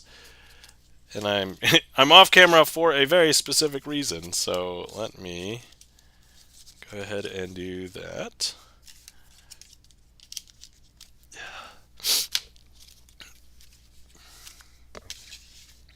Okay, so we're going to be doing a trick.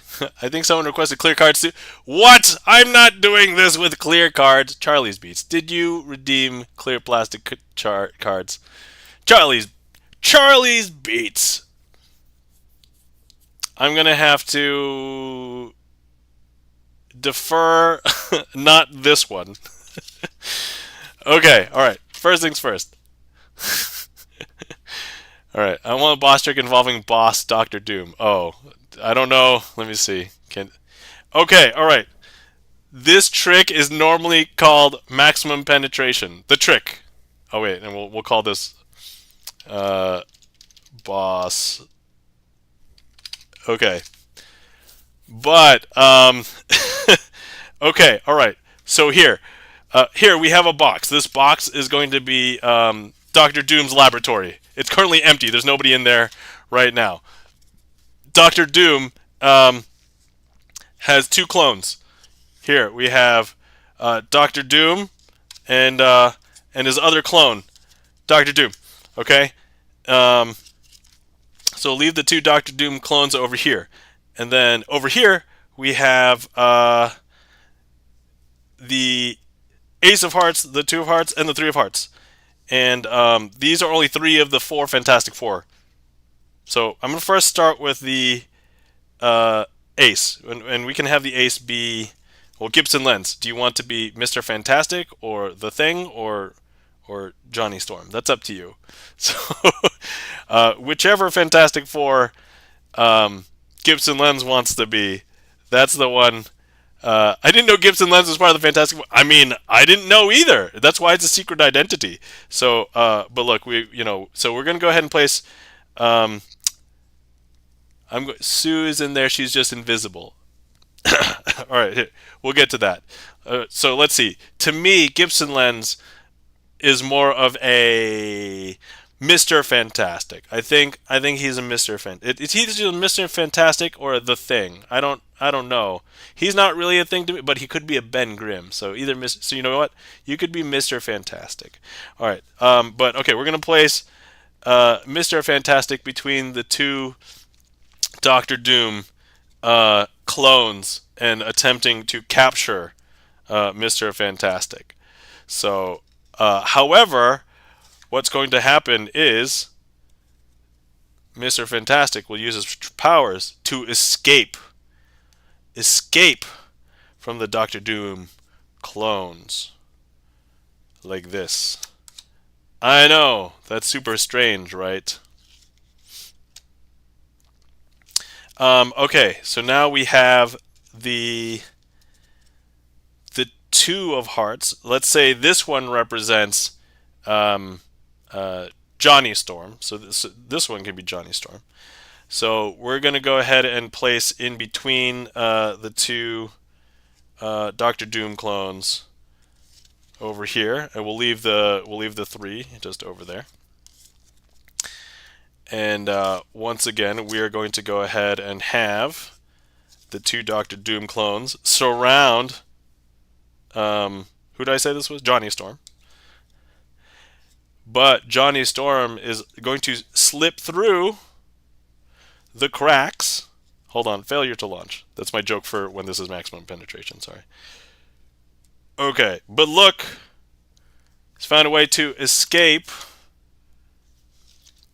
And now we have the Three of Hearts, Ben Grimm, the Thing.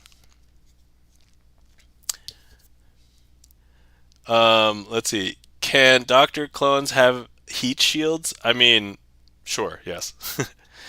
So, the 3 is actually going to be the Thing, Ben Grimm. And we're going to go ahead and place Ben Grimm into the box. And so he was able to capture. So Doctor Doom was able to capture Ben Grimm temporarily for a little while. So the two clones are completely thinking about victory because they've captured one of the Fantastic Four. But Ben Grimm's power, if you didn't know, he's just extremely powerful and strong. So look, he can smash through the laboratory walls like this. And so, look, there he is. And now, if we take a look, the two Doctor Doom clones, they've been dispatched. They've been dispatched into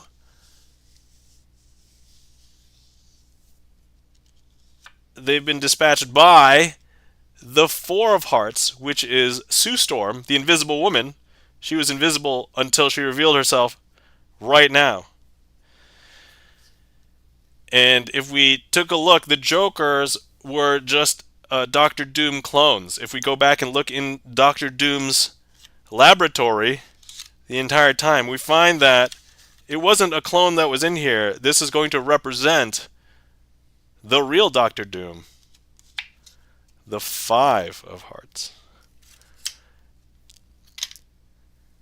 And that, my friends, is a trick called Maximum Penetration, themed as Fantastic Four Doctor Doom style.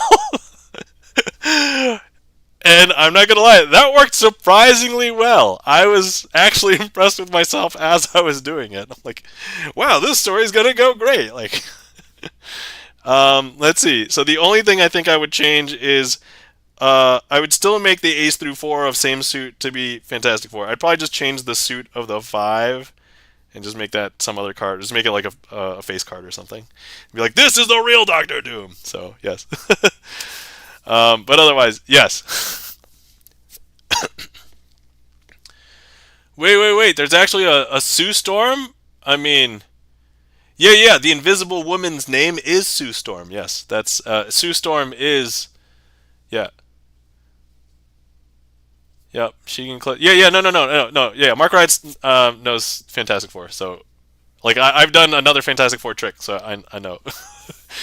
But yes, no, Mark Wright wasn't kidding. That was actually a real thing in the Fantastic Four universe. So yes.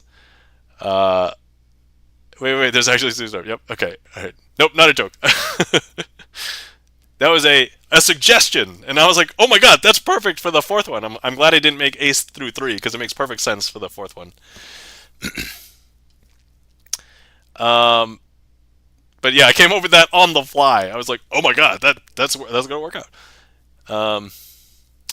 Shall we call that the Fantastic Four Part 2?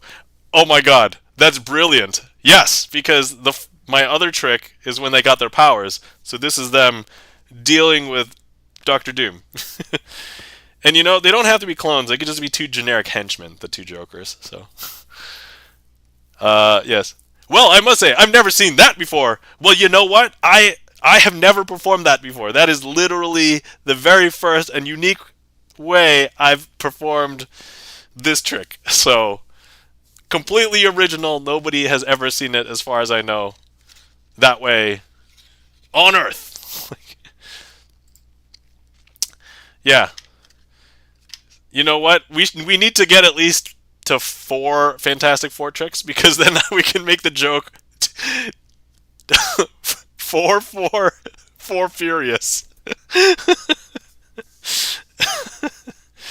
I know. Somebody Gibson lens spray me.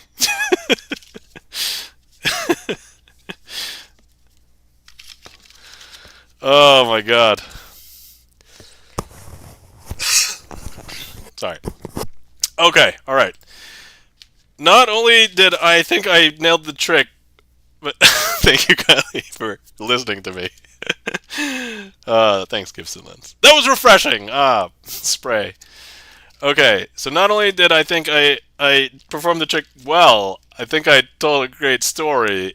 We definitely beat the boss trick, that's for sure. We'll do this. And then I do want the stat on that. I may actually want to go back and highlight that. I felt like that was good. But hold on. Okay, boom. Put that in there. We'll check. Okay, cool. Awesome.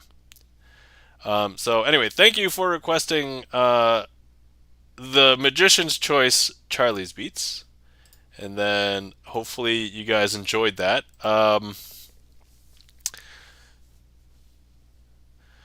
Yeah, Fast Furious Fantastic Four trick will be in a 4-in-1 redeemable with channel points. That seems ludicrous, Mark Rides. Ludicrous. All right. Okay, so Charlie's Beats has requested clear plastic cards, and I think I can do the next 2 tricks with clear plastic cards. I may have to take a moment to reset in between both, but it's totally doable.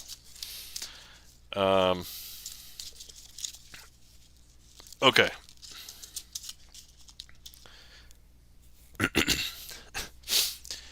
Here we go.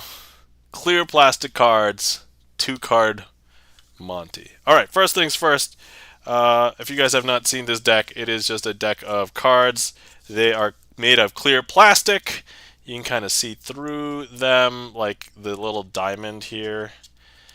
So yeah, so I've pulled out a couple of cards already. They are the 2 black jacks. Chances, nice. Mark Wright says, because it will involve 4 tricks in a row. Jeez. Man, if you were here, I would ask you to hold your fingers like this, because I would place these 2 cards into your fingers like so, and you would hold them like this. But because I don't have you here, I just need a little platform. Actually, I just close that.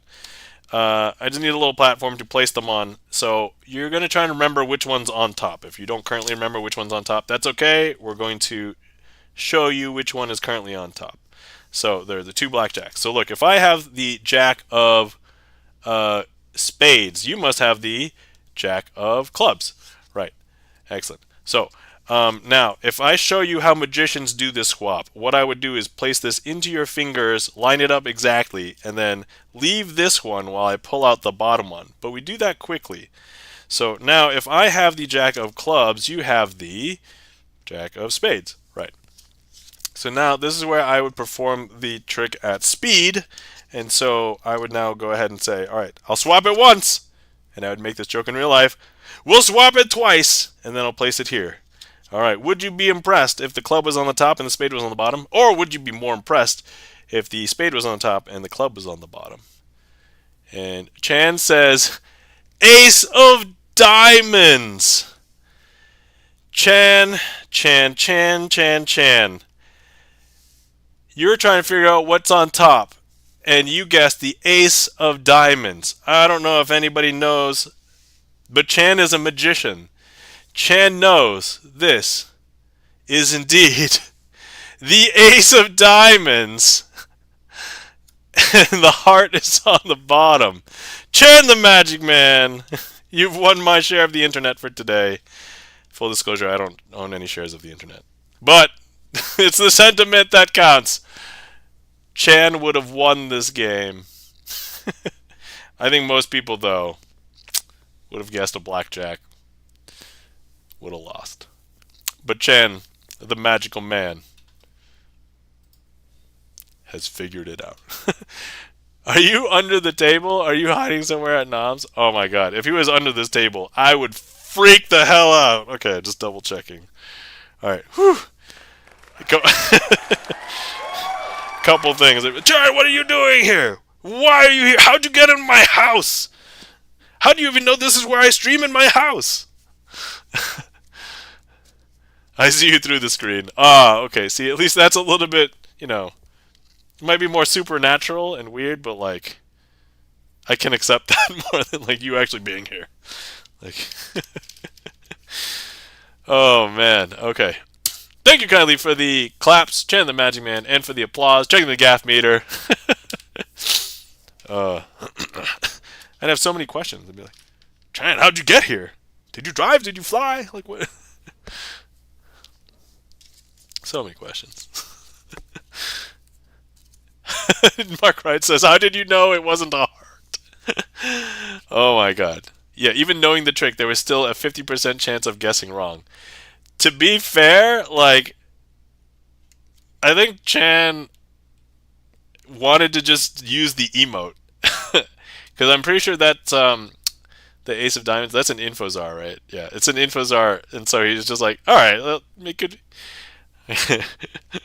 So I was like, let's throw the emote out there. I'm like, oh my god, it happens to be the one that's on top. That's amazing. So. But yes, yeah, knowing the trick. Had I just done something slightly differently, it could have been wrong. But that's okay. Chan, you got it. As I said, you win my share of the internet. I don't own any shares of the internet. For today. But also, we got to do that for Charlie's Beats clear plastic card redeem. However, let me try and perform this next trick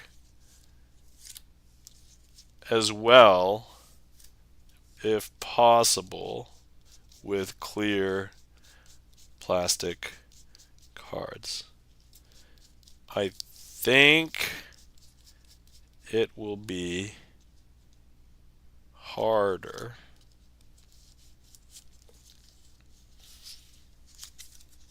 But let's give it a shot.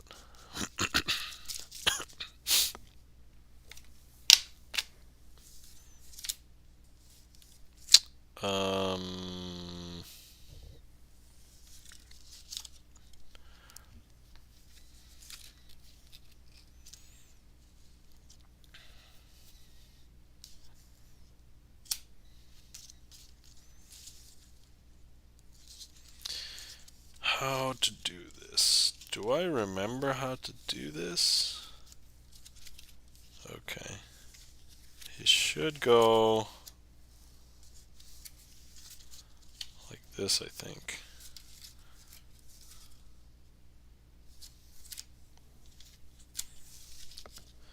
Hold on. The whole clear nature of this is messing me up a little bit, so.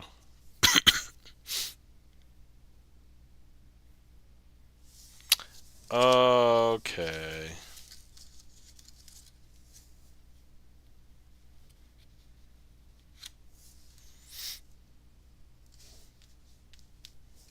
Alright.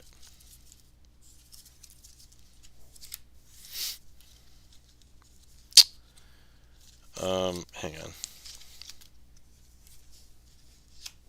I just have to make sure I do this right.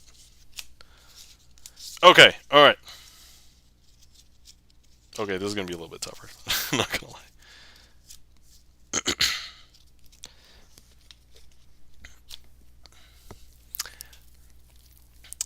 Alright, Nam makes note. Always use Ace of Hearts. I mean, that's not...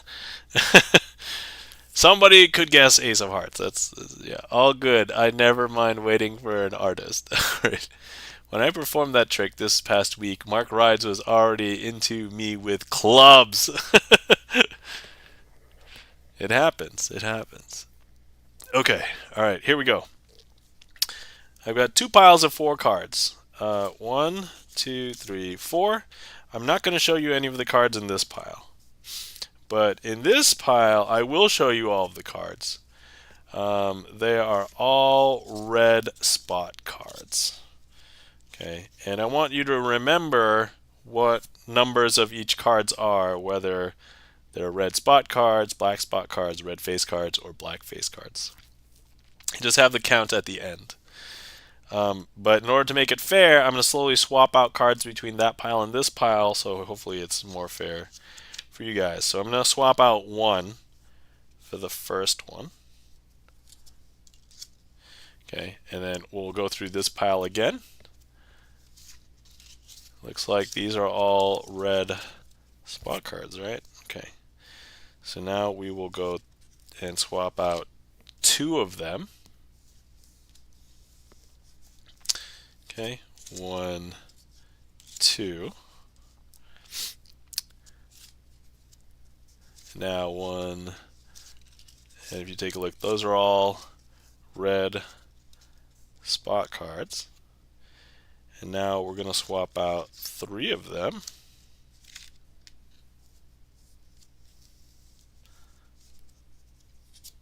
One, 2, 3. And we'll go through this one more time.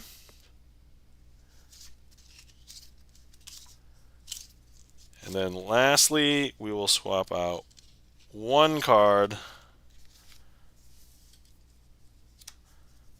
for 1. Important question, how many of each type of card was there? I think you might have seen a lot of red spot cards. Are these also red spot cards? Or are these something else? Feel free to make any guesses in the chat or just with yourselves. I'm going to take a swig of water, and then we will verify your answers in a second.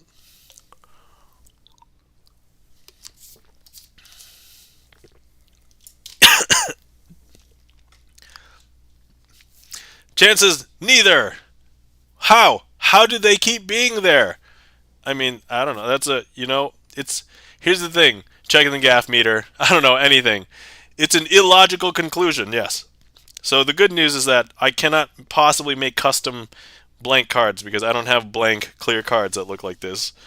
Although those would be cool, but I don't have that. So, if you guessed black face cards, you would be incorrect. If you guessed red face cards, you would be incorrect. If you guessed black spot cards, well, you're half correct because these two happen to be black spot cards. But they're very specific. They literally only have one spot on them. And then these two, if you guess red spot cards, I mean, I guess you might be half correct because, well, they only have one spot on them as well. And so I don't know if you saw these at any point. And so, yeah. So for magicians, this can be impromptu. It's just more fun to reveal if you have blank cards to just write other stuff. But this is how you can do it, and you just use real cards from the deck. But they only see these. Anyway, that, my friends, is an illogical conclusion. What? How in the world? What? With clear plastic cards. Alright, and I feel like with that trick, that is much better for the clear plastic card redeem. Yeah, I was actually wondering if you could see anything in between the cards. I was either hoping I was smooth enough or fast enough that you wouldn't be able to see anything through the face-up cards while I was counting through them. So that would be the only thing. But I think it was okay. I think for the most part, there's nothing that's given away if done well. So I think that one's possible with clear plastic cards. So yeah, all right. Anyway, thank you so much for the request, checking the gaff meter, and thank you so much for the redeem of clear plastic cards. Charlie's Beats. Yeah, plastic cards are tricky for Magic sometimes. Yo, Chan the Magic Man. I've done it maybe more than anybody else I've ever seen or known. So, I can agree. Plastic cards are tricky for Magic.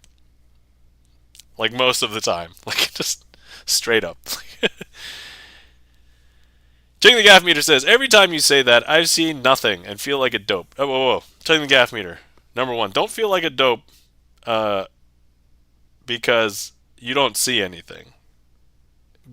I would like to think that I am at least, if nothing else, well practiced because at least I have this once per week. I come to you guys and I am literally practicing my artistic craft once a week. Live streaming, where if I mess up, I might reveal the secrets of magic, which I've done. But I think even if you replay that back looking for something, I think I was clean enough or fast enough in this particular performance that you shouldn't be able to see anything. Because I, like, knowing how I performed it. So I was like, okay. But there are times where I think I'm like, oh no, I revealed the secrets of magic. And I know people are probably like, I know some people are like in multiple streams and watching or listening. Or sometimes like, oh, okay, he's doing a magic trick. I've seen that magic trick. And then you look away for a second, or like, check your messages or something. Because there's been times where it's like I'm watching somebody else's stream, and it's like something happened. I'm like, oh, what happened? And so it's like, so yeah, but no, you should never feel like a dope because that's part of the wonder of magic, right? Even if you do know how things work, if you don't see how it happened, it's considered a good performance still, right? Like,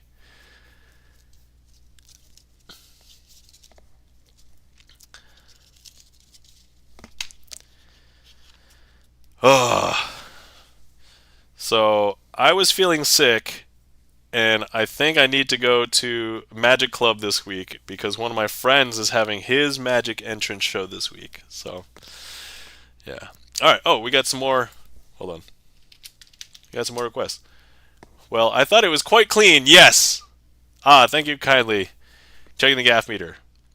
Yeah, so from my side, I can usually recognize if I'm like, oh no, that was really bad, or But most like I would say 90% of the time, I don't say anything on stream. When it's like super overt, I'm like, okay, there's no way they didn't see something, or it's very obvious that that didn't logically make sense, or like whatever. So I'm like, okay, that's when the jig is up. But like most other times, especially like as of late, I've been trying to be better about just not revealing it because in the real world, if you're performing magic to like a bunch of people in real life, they're not going to be staring at you like a hawk. You get away with a lot more stuff. And honestly, like the performances I do here, even with some of the mess ups, would probably fly in real life because there's that whole atmosphere of hey, they're drinking alcohol, their friends are around them and being like, "Hey man," or "Yo, check out this magician," and they look away at the critical moment and stuff like that. So, um see, Infozar is 2 weeks from now in Boston. Oh, awesome! Not this week, but shout out on your friend. We need the fifth half of Magic Twitch. Oh, I don't know if he streams, but I will.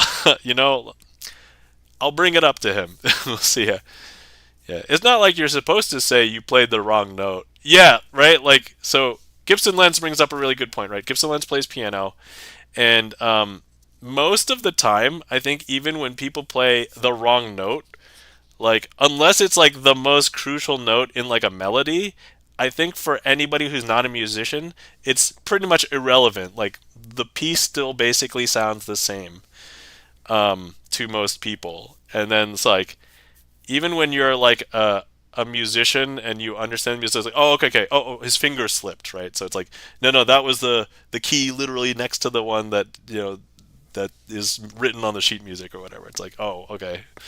So you kind of understand that kind of stuff probably as musicians, but yeah, musicians basically never call out. Oh, it's like, oh, whoops.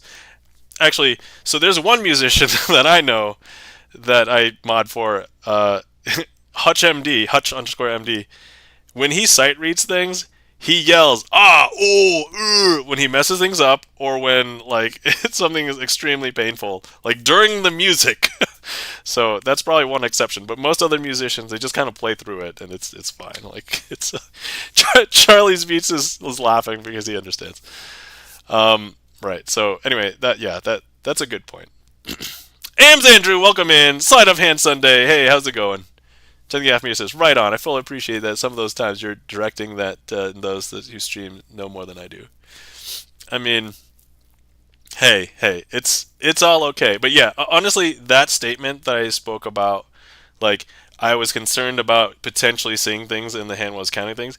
That's probably most like interesting to Chan because Chan could conceivably perform that trick or other tricks with clear cards. I don't know if I've seen him do it, but he could, because at least he has the know-how how to do other tricks, but that would be like the practical implication that he would have to worry about.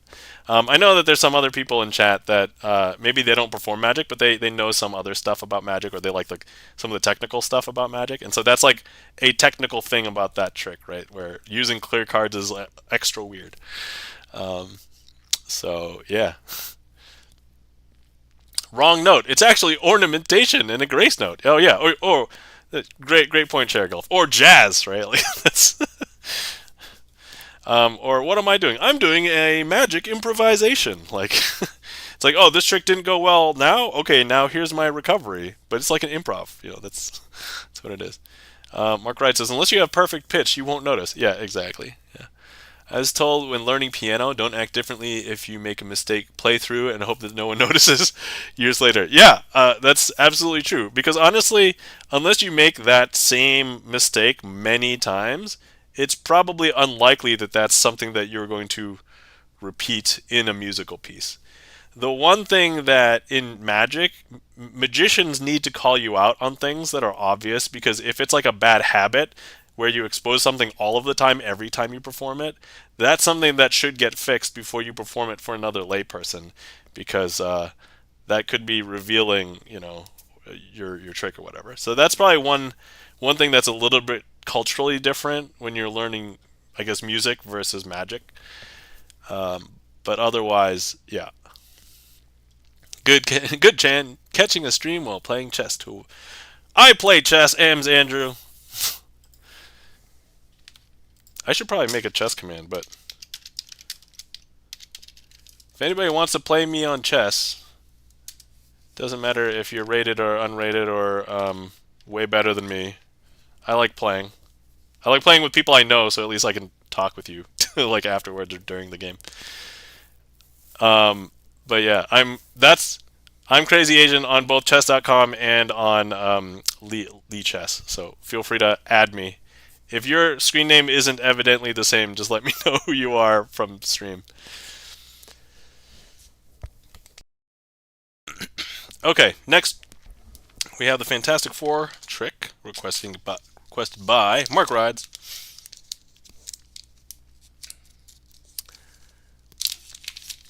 Yeah, maybe one day I should stream chess. But since I like to play chess with people I know, I don't want to like implicate other. Anyway, I don't feel like I'm that good that I'm that interesting. There's like people who are like grandmasters and stuff, but I guess maybe seeing my thought process, you know. Okay, all right. Let me make sure I'm set up. Oh, and I need my. Okay. Let's see. It is 12:30. Is this trick the origin of Fantastic Four? I would say, as far as like it relates to my stream, Share Golf, yes. So I created this trick based on the Marvel Fantastic Four, because I felt like there's other tricks in card magic called like the Fantabulous Four or Fantastic Five and stuff like that. I'm like, that's not the Fantastic Four, and like they're all like the aces, they do the same thing or whatever. So I'm like, no, it needs to be this. All right, so I'm gonna say last call. So if anybody wants to get any more magic into the queue, now's your chance while I do this. But yeah. John Lee streams music and chess. I got the chess bug and decided to create a chess account. Oh, okay, cool. Yeah, I saw that John Lee has been playing chess on stream and like leaving chess puzzles up and doing music. So I stopped in a couple of times, but honestly, I haven't been able to hang out on Twitch as much lately. Long story short, it was I found that I definitely spend way more money when I want to support everybody, and so between not doing that as much and then also pulling back sometimes so I can do other things, like so I was able to do 100 tricks in 100 days in 2022 because I was focused on doing that, and I would basically need the time to do that. And so I haven't been able to be on as much as I'd like to on Twitch because I'm like, I should probably get these other things done in my life, or I want to get these other things done in my life. So, I mean, some of the important things are like, well, tax season is coming up. Okay, I gotta deal with that. I should probably deal with these other financial things. Okay, that's important. It's like, okay, I should do this because it's a personal thing I've wanted to do. That kind of stuff. So it's like, okay. Anyway, so yeah, chess is becoming popular on Twitch. I think chess has been popular on Twitch. It's just becoming more widespread on Twitch. So yeah, I'll agree with that.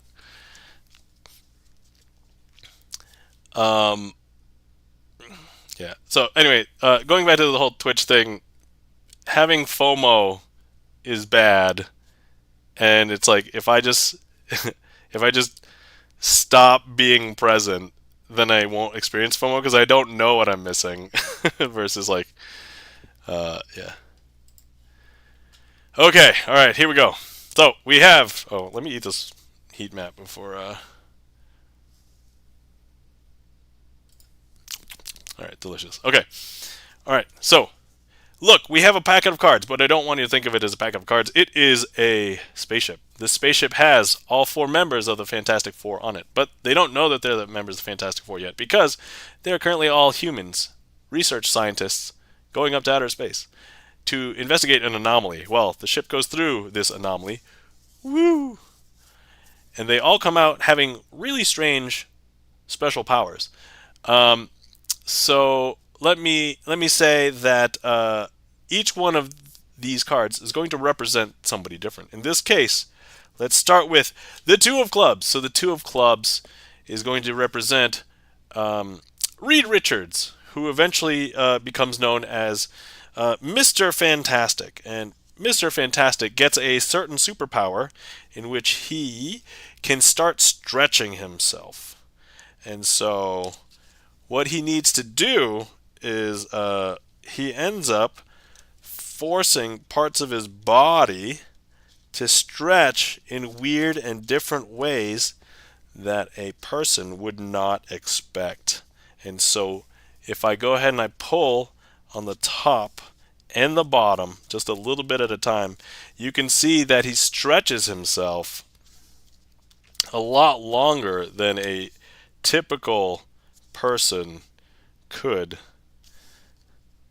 He can twist and contort his body, but this is a new power, so he can't hold it for too long, even though he can hold it for a little bit, like, you know. But then it shuts down and he can't stretch any longer. And so that is Reed Richards, who eventually gets known as Mr. Fantastic. Next up is Queen of Hearts. Queen of Hearts is going to represent Sue Storm, also will be known as the Invisible Woman. So the thing with Sue Storm is that she discovers that she can turn invisible, but when she gets control of the power, she doesn't want to turn invisible anytime. She'll only turn invisible if she wants. You know, she's got a little bit of sass on her. So if I tell her, go invisible, she won't go invisible. But eventually she will get invisible, and I didn't know it was coming. So, and here she is. So now if I say, all right, you should come back, Sue. The trick needs to go on. And so, but she will come back when she wants to. And there she is. Next up, we have Ben Grimm, represented by the Eight of Diamonds.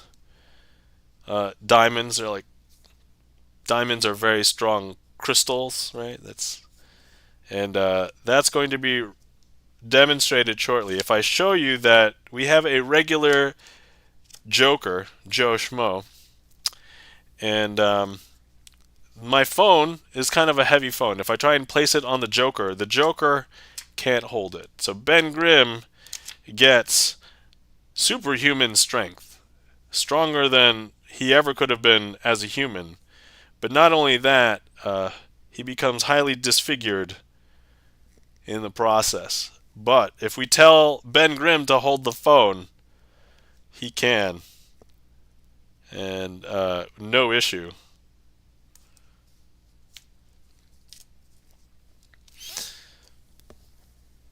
And then finally, we have Johnny Storm, who ends up being known as the Human Torch.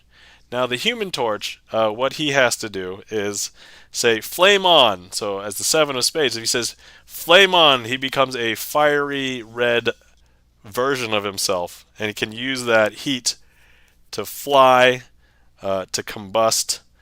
But actually, ooh, clear plastic makes a comeback, says Sherikoff. Yes, the Invisible Woman. But after he's done being on fire, the flames go out. And he becomes a very smoky version of himself. If you take a look, he is literally just the smoky version of the Seven of Spades. The best part, flame off! Yeah, flame off. You know, if you shorten flame off, it becomes F off. Alright. And that, my friends, is how the Fantastic Four So these 4 individuals, that's how they got their powers. They were like, we need to find a way to use our powers for good when they come back to Earth. And they decide to call themselves the Fantastic Four. And that, my friends, is the Fantastic Four trick.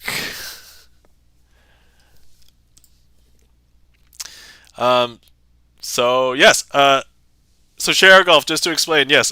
So there was a trick called like Fabulous Four or Fantastic Five, and I'm like, no, that's not what it is. It should be Fantastic Four, but they were like always the Aces or something that did the exact same thing. I'm like, that's not right. So I was like, it needs to do something like this, where you tell the story about the Marvel Fantastic Four and their powers, and I exemplified their powers. And then yeah, so I am happy to say I basically constructed this trick myself. There's like 3 or 4 things that I took from other existing tricks, but I combined them together. This is my presentation. As far as I know, nobody else has presented this trick. So, yeah. Origin trick, not to be confused with Fantastic Four maximum penetration. Oh my god. I don't know if we can call it that. We should probably call it like maximum prison or something. Like, I don't know. So this is a non-original TM. Yeah, this is probably the closest one to a Crazy Asian original. Yes, for sure. There's another one that I'm a little bit more iffy on, but this one I think is more clean cut. This is definitely mine.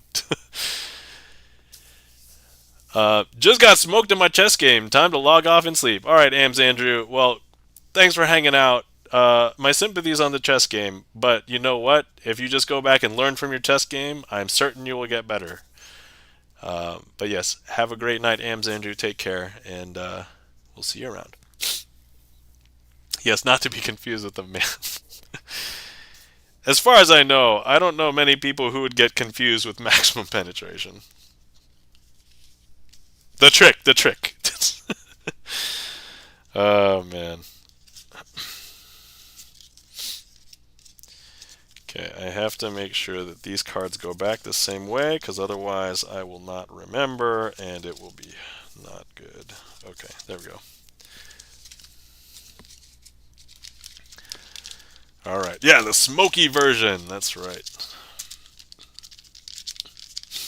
You know, one of these streams, maybe in the future, you know what, April might be a good time for it. So, I know I mentioned this once, and if there's anybody who's going to remember, it'll be Charlie's Beats, but there are a bunch of cards that you can get as a magician that you can do unique tricks with that you can't do with just regular cards.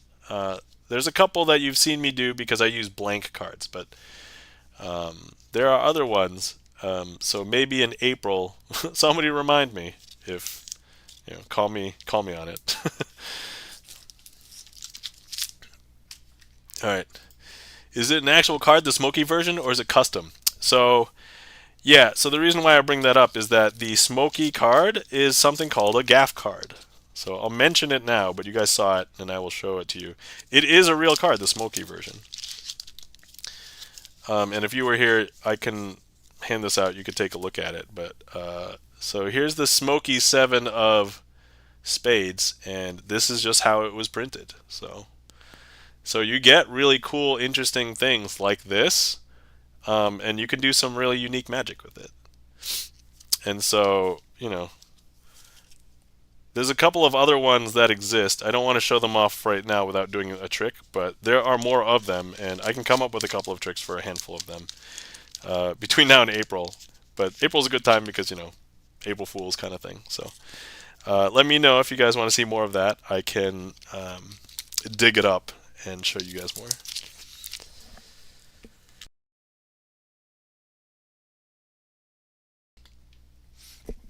So yeah, it is it's not widely available, but it's not a custom card. It was printed like that, and there's a bunch of them out there, and I didn't have it specially made. You can have people specially print them, especially on like Etsy, if you know exactly what you want and it doesn't exist anywhere else. There are people who can print specific custom things for you, but for the most part, there are special cards that are printed for magicians out there, and you can just buy packs of them for specialized tricks. So, so now I'm drew that card. Yes, I want to see more of that. So checking the gap meter. All right, awesome. I have one, and oh, okay, I gotcha. Jen, I know exactly. Yes, I haven't used those at all. But no, I'm just talking about gaffs where the printing is not standard. So, but yes, I should probably do a trick with my versions of those because I don't really use those. Okay, so that was Fantastic Four. Let me. Okay, we did do last call, so I'm just gonna turn off. Um, and then we've got couple tricks left, and then I will add a finale trick when we get there. So let's see. Next up, we've got Pink Floyd.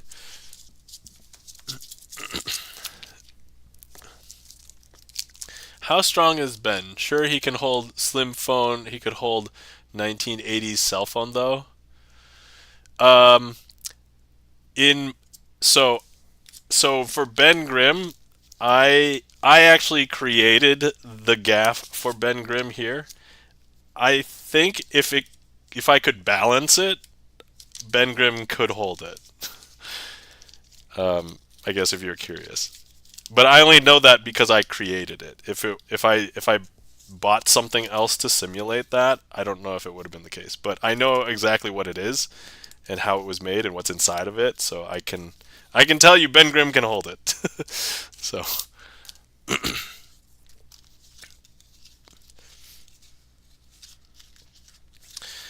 okay. The cell phone is like 10 pounds, really big. Yes. As I said, if it can balance, I think Ben Grimm can hold it. I actually think the problem would be balancing it. But chances, gaffs are fun. Yes, they are. Okay. All right, let me just make sure I am ready for this. Okay, here we go. Gaff cards means you can't use other card decks to do those tricks, right? Yeah. So there's two, I guess, words. Well, there's one word that I would use that magicians use. Yeah. Mark Wright says that strong is strong amazing. Oh yeah, totally. So if a trick is considered impromptu, so we'll do some magic, I guess, definition history right now. So so for example, if a card trick is impromptu, that means that you should be able to perform that trick with a regular deck of cards, even if it's borrowed. There's nothing special about it. And then oftentimes there is something like a prepared card trick, which there's a lot of different kinds of prepared card tricks. But for example, you've seen me do some tricks that I have that I use like blank cards for. So if it's something like that, then you can't just use any deck because blank cards don't come with most decks. So you'd have to be prepared for it. Even if there's like just some small preparation that is not with a unique, like with a regular deck of cards, then it has to be considered prepared. There are some things, for example, an impromptu trick, but if you just have to set something up, but it just uses the regular cards, then that's fine. That's just some secret setup. But so yeah, some things that would be truly like, for example, having blue and red backed cards. You can't just use any deck, right? If you want it to be impromptu, but it has a requirement of like, if you could do it with two regular decks of cards with different backs, then that would be considered impromptu. But if you need something special otherwise, then yeah, we would consider that some sort of special preparation. Impromptu, you can perform with any deck, even a deck missing a card or two might have to alter the trick to avoid missing a card. Yes, that is true. Yeah. Impromptu most of the time, like most tricks, you don't need the entire deck. There are some that it would affect, but most of them I think, are math-based tricks or tricks that require you having every single card. Like a lot of math-based tricks kind of assume that you have 52 cards or rely on that fact. So it's like, okay, oh, okay, learn a new thing. Oh, Sherigolf, I'm glad that I could teach you a new thing. Yeah, I'm not like I'm not sharing secrets of magic. This is kind of like stuff where if you get into the basics of magic, like these are some words that you might want to know, like when you see new things, and it's like, oh, this trick is impromptu. Ah, that means I can do it because I have a deck of cards. Ah, this is a prepared trick. Oh, so there's sometimes a preparation is like an arts and crafts thing. So for example, if you're using like glue and magnets and stuff like that, that would not be considered impromptu because you need whatever the stuff is and then like glue and magnets or whatever. So, and most of the time with that kind of stuff, that's not impromptu, especially with somebody else's deck. You would not want to alter somebody else's deck and then they come back to it later and be like, "Oh, that's how he did it. There was glue here," you know. So, Mark Ride says, so red and blue, oil and water would be impromptu because it's two normal decks. Only prep is having two decks. Mark Rides, yeah, that is correct. So I do have the packet separate because it's just easier to have it ready. But yeah, you could do that. It's impromptu because you just need cards from two different colored back decks. That's it. So you are correct. Yep, in that respect. Yeah, like some of the other tricks, I just have like convenience packets. Um, but like, so for example, one of my finale finishers that I like to do a lot is Picasso Aces. But that's actually just impromptu with two different color decks. Like if you just have two different color decks. And honestly, most of the time, the faces need to be the same. So you can't just have like two different colored back decks, but then the fronts are completely different. Oftentimes, the front probably needs to look the same. So that's, yeah.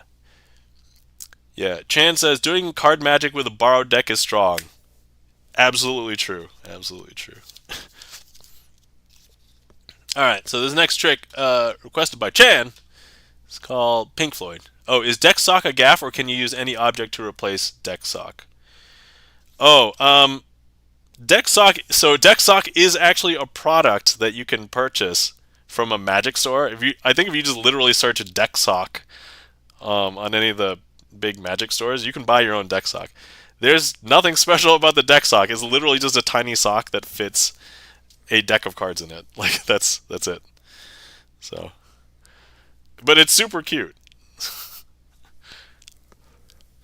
How dare you suggest Deck Sock is replaceable? I mean, sorry, Deck Sock. I would never. Why are you slapping me, Deck Sock? Don't you? Ugh. All right. Okay. Sorry. But you too could own your own Deck Sock. I didn't know it was a thing. We love you, Deck Sock. Sorry, I love you. All right, I know it's carnally, but they don't need to know that. Shh. All right, what was I doing? Okay.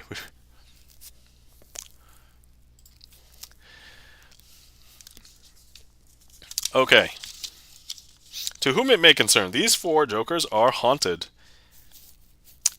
and will not let themselves be hated by the deck sock. Oh, no. A word of warning, do not place these jokers back to back. All right, deck sock. I know. We have to bring you in. I know. Okay, so let's take a look. Okay, so we have what appears to be four blue-backed cards, and they appear to be four jokers.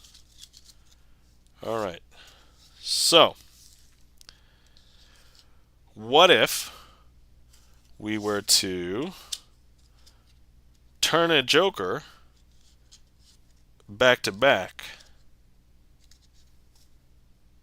Dexock, do you want to say anything about this? Okay. Dexock wanted to touch it.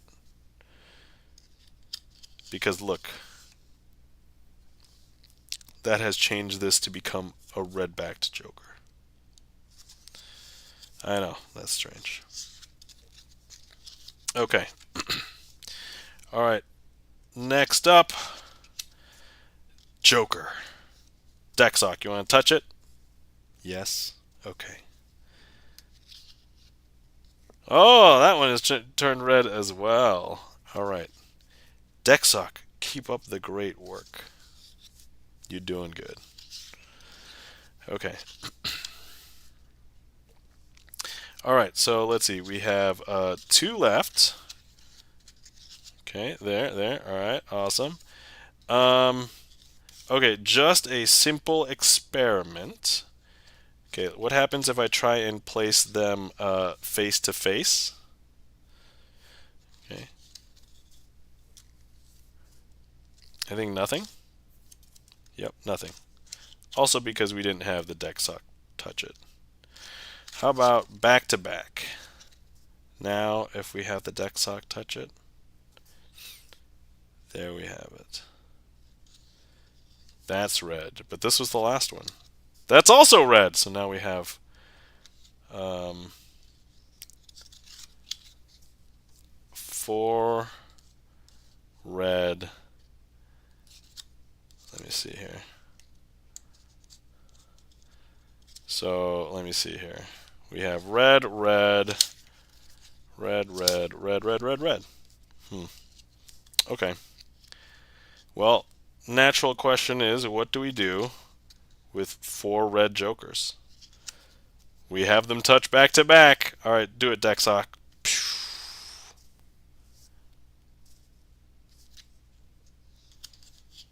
Blue.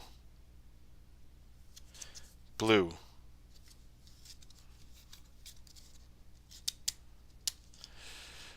Blue, blue, blue. Joker, Joker, Joker. And that, my friends, is Pink Floyd. Starring Deck Sock. Great job, Deck Sock.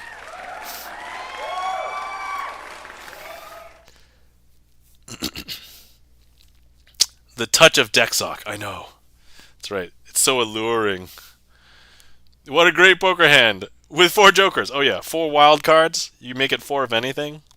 You could have 5 of a kind, because you would have 1 other card, plus 4 jokers. 5 of a kind. Best hand possible in poker. Actually, that is the question. Would a 5 of a kind beat a straight flush? Or would you still want to make it a straight flush? Is the question.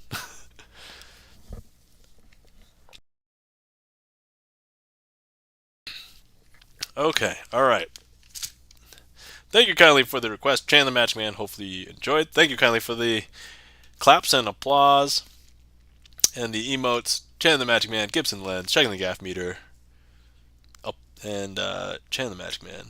Would it beat a royal flush? Yeah, I don't know. That's a good question.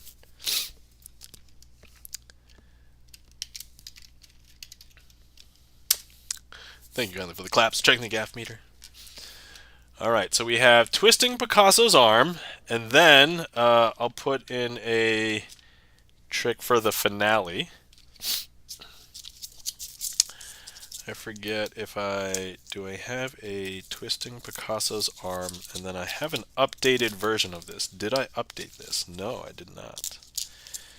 Let me not do that, and I'll do an impromptu version.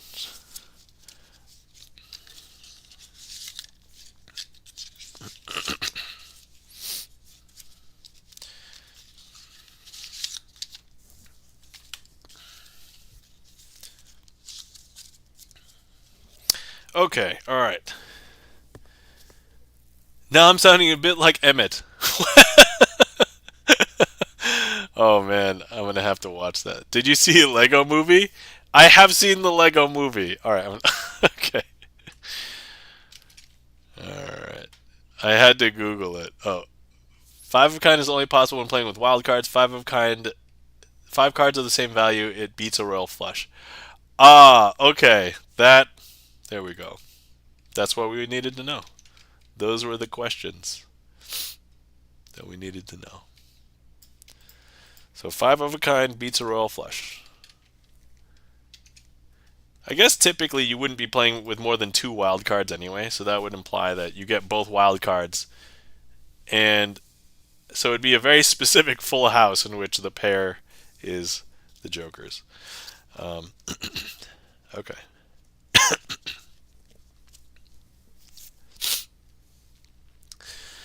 Hold on, I feel a cough.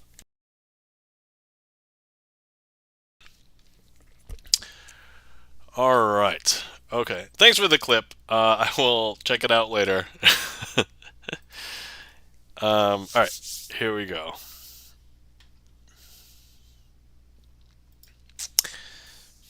Okay, so we have 1, 2, 3, 4 blue-backed cards here. But normally I would use another red card for the red paint. But today we're going to be using the magic of the deck sock because the deck sock deserves it. The deck sock has much magic. And also these 2 red stripes here has enough red ink for me to take and drop onto the pile. Because look, one of the blue-backed cards will turn into a red-backed card. I know.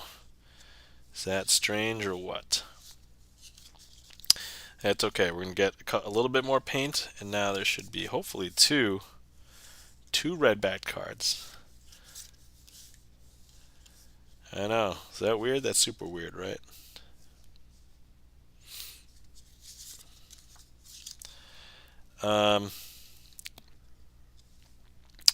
Okay, let me go ahead and grab some more red paint here. Just drop it on. And now we should get 3 red-backed cards. Yeah. Okay, so, and we do want to show you that we have 1, 2, we have 3 red-backed cards and a blue-backed card. And what we will do is to grab a little bit more paint from the 2 stripes and just apply it. And then we have precisely 4 red-backed cards. Not only that, if you were here, I could lay down all 4 red-backed cards and show you that the blue-backed cards have actually changed into the red-backed cards because we painted them. And you know why they're excellent painters? Because they're all named after famous painters. We have Leonardo, Michelangelo, Donatello, and Raphael. They're not really Teenage Mutant Ninja Turtles, but this is probably the closest. And that, my friends, is twisting Picasso's arm.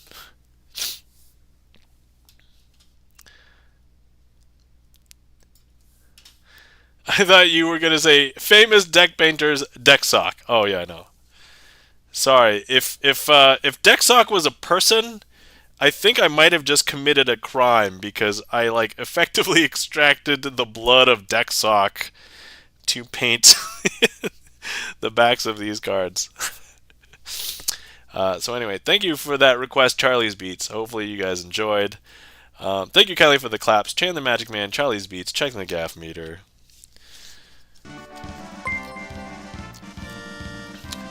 What? Aaron L. Quendy! Hello! Welcome in! Thank you for the raid!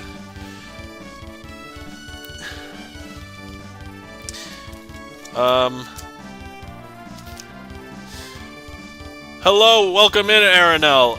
If we get a shout out for our friend Aaron L., thank you kindly. So, Aaron L. plays mobile games.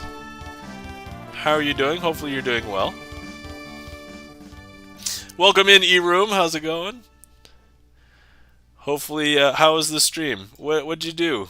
I guess, what'd you play? I assume that you were playing games tonight. Let's see here. But hopefully you had a great stream.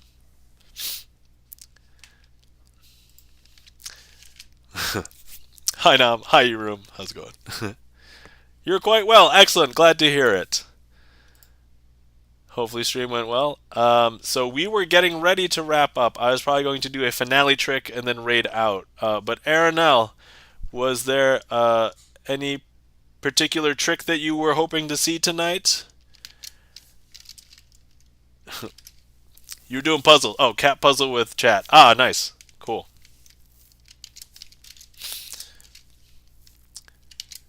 Let's see. I was probably going to be doing. Let me see here. This trick for the finale, but let me see what random request ends up adding. Sounds good. No worries. All right. Okay. I will do one trick called Perfect Pair for the raid, and then we'll still do the finale. But thank you for coming in. Thank you for the raid, Aranel. Um, I think we've seen everybody, but if you guys haven't met me before, hi, my name is Nam, also known as Crazy Asian, with what spelled with a K, two E's, three N's, and I like to do sleight of hand card magic. So, yeah, that's what we do here. All right. So first things first. This trick is actually pretty quick anyway, so it's not a big deal. I'm going to be making a prediction that I hope will be very well reflected in the choices that chat makes. Okay, so first things first, I'm going to go ahead and place my prediction over here. Now we need a card selected. So if anybody is on, actually, Aranel, are you on? No, you're probably on mobile. If anybody is on desktop, feel free to click directly on the screen to select one of these cards. Not this one, that's my prediction. Oh, yes. Oh, Aranel was one of the ones that you hit, Mark Rides. Excellent. So, yes, feel free to select any card in chat, anybody. You can click directly on the screen on desktop. Pretty sure heat map is active. Oh, yes, there it is. Okay. We have one. All right, we're going to go with this one. Okay, so I'm going to slide this one in. Okay. So, here's the thing. I'm going to add this to my selection. Now, I do want to tell you that each card has a perfect mate in the deck. So, for example, the Queen of Diamonds, the mate is the Queen, is another Queen, same color, different suit. Sorry. I'm still a little sick. So the Queen of Diamonds' mate would be the Queen of Hearts.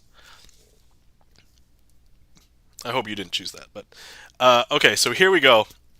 Here's my prediction. My prediction is the Six of Hearts.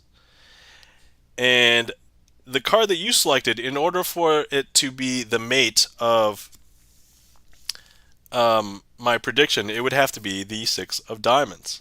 Well, what are the odds that that has happened? And that, my friends, is a perfect pair.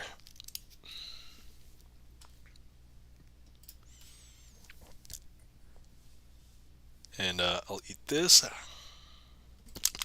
Delicious. 1 in 52, or 2%. Mark Rides, when you do the math, it makes it seem slightly less impressive. But yes. You're not wrong. Numerically.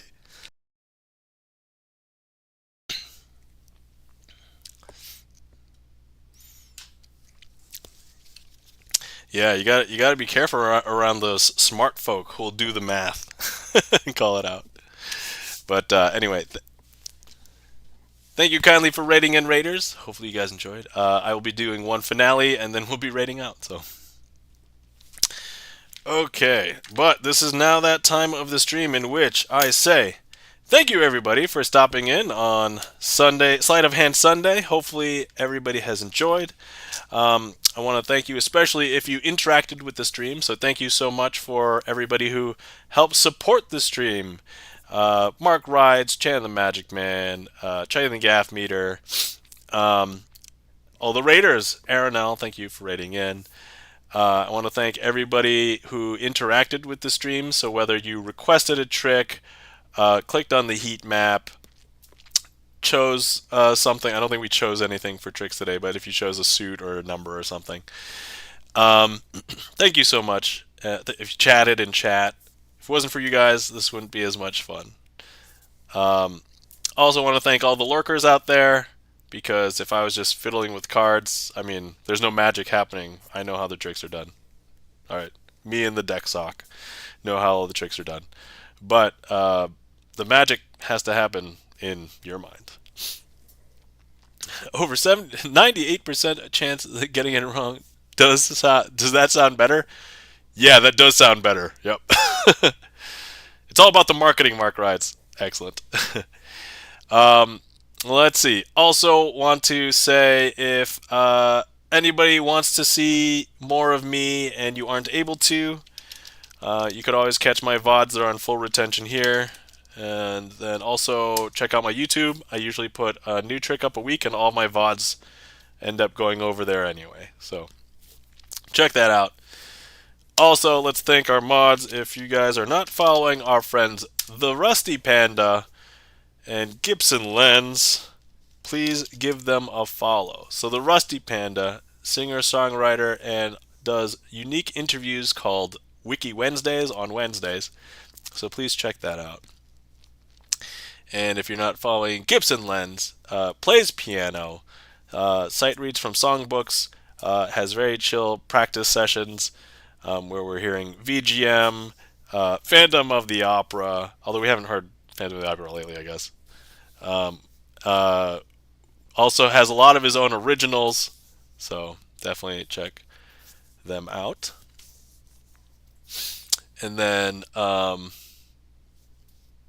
that is, let me see, is that everything? I think that's it, right? Oh yeah, happy belated Lunar New Year to everybody, for anybody who celebrates. We did have somebody come in and say Happy Lunar New Year earlier. Kisoko, if you're still around, thanks for Happy Lunar New Year.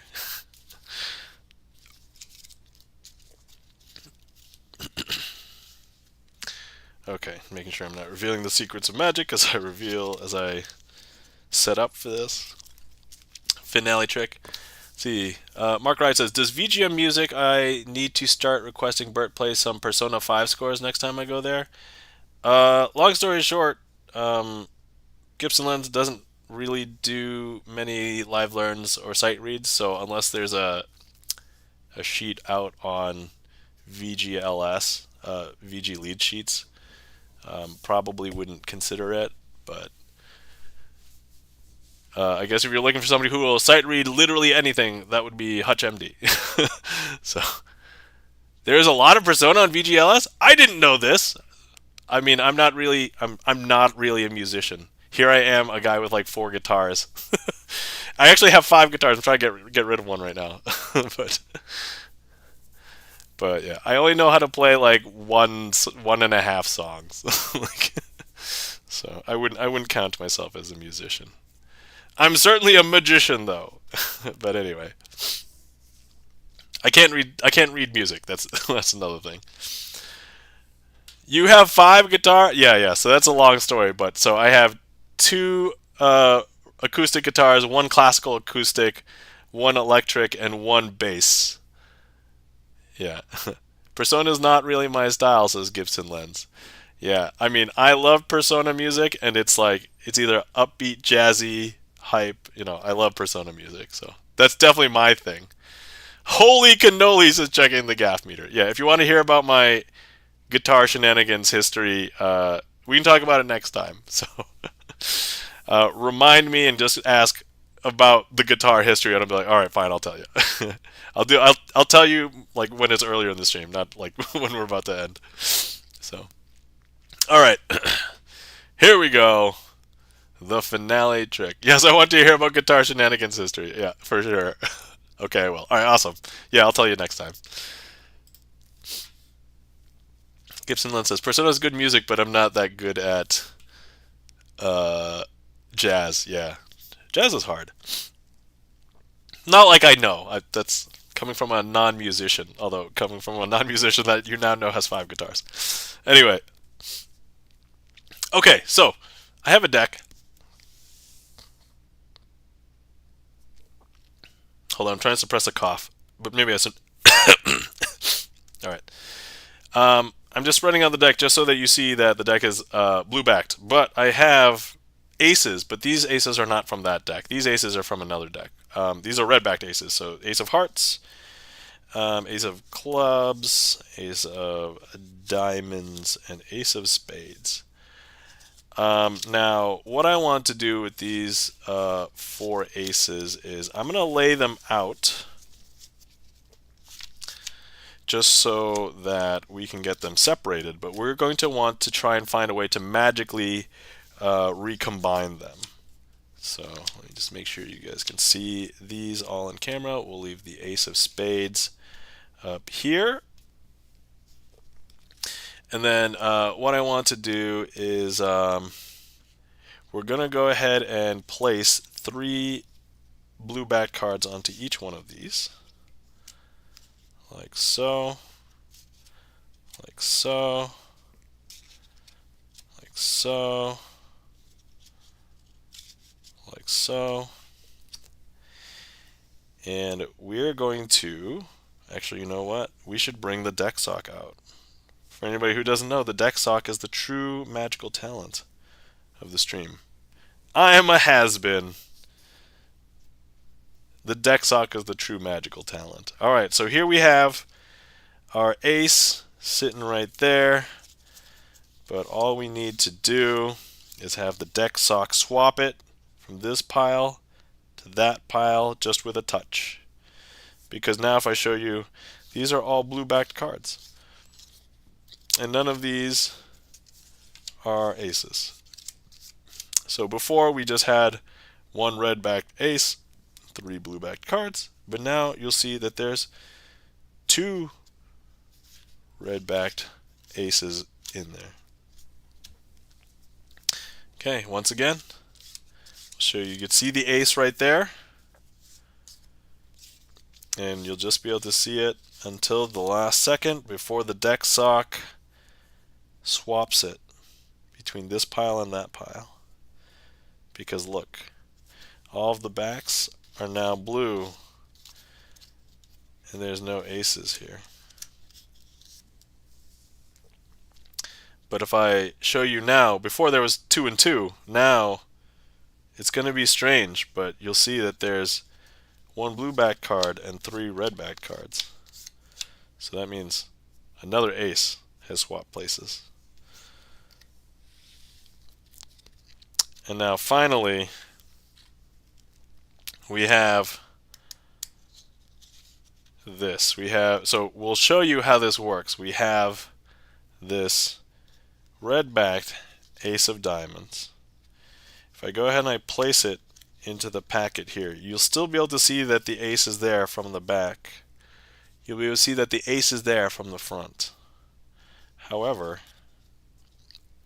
after the deck sock has its way with it,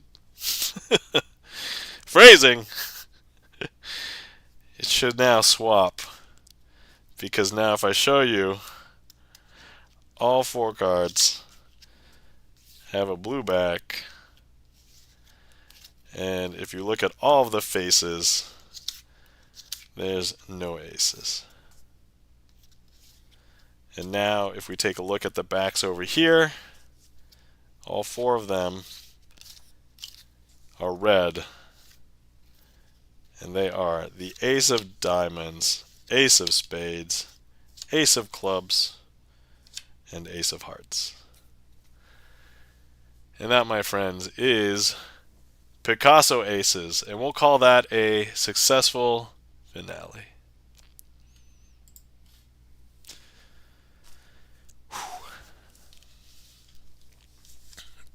I really love that trick. That is one of my favorite tricks to perform.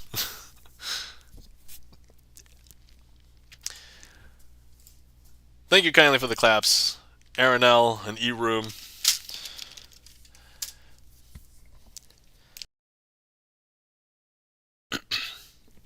Thank you kindly for the claps, Chan the Magic Man, checking the gaff meter, Gibson Lens.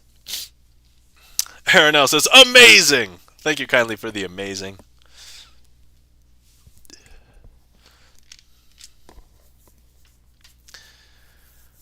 All right. Let's see here.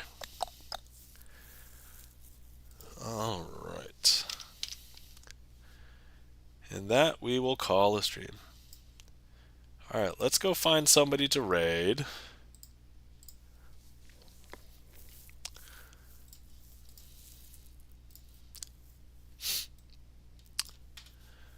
Let's see. But once again, thank you so much, everybody, for coming out, hanging out with me, watching some tricks. Hopefully you guys have had fun.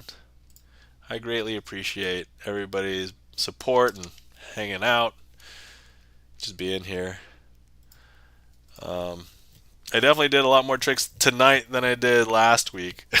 So, yeah, I'm telling you, it's that advertising. It just takes time. All right, let's see. Who is available? There's a lot of people on. Yep.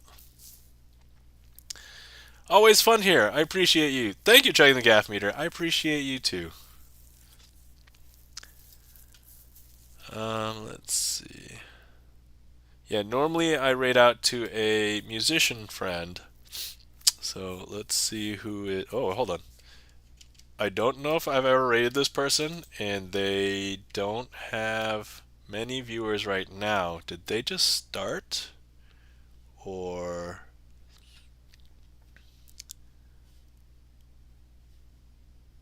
15 minutes ago. Okay, all right. Okay, all right. Let me. All right, guys. I have not hung out at this person. Oh, there's a new raid. Oh yeah. I'm gonna have to contend with the new raid UI. Okay, hold on. All right. Okay, guys.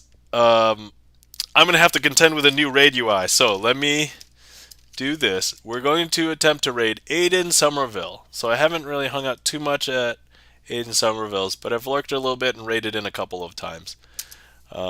So musician in Australia, and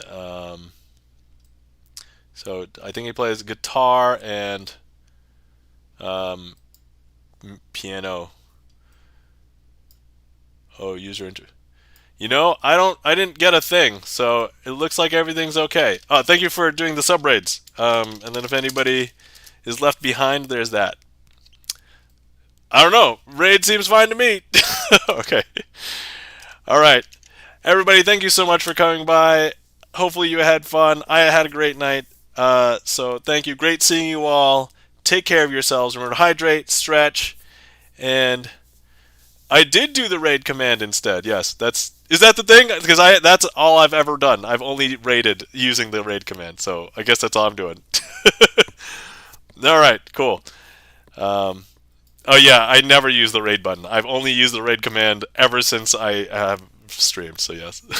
All right. Okay, everybody. Take care. Thanks. Bye. See ya.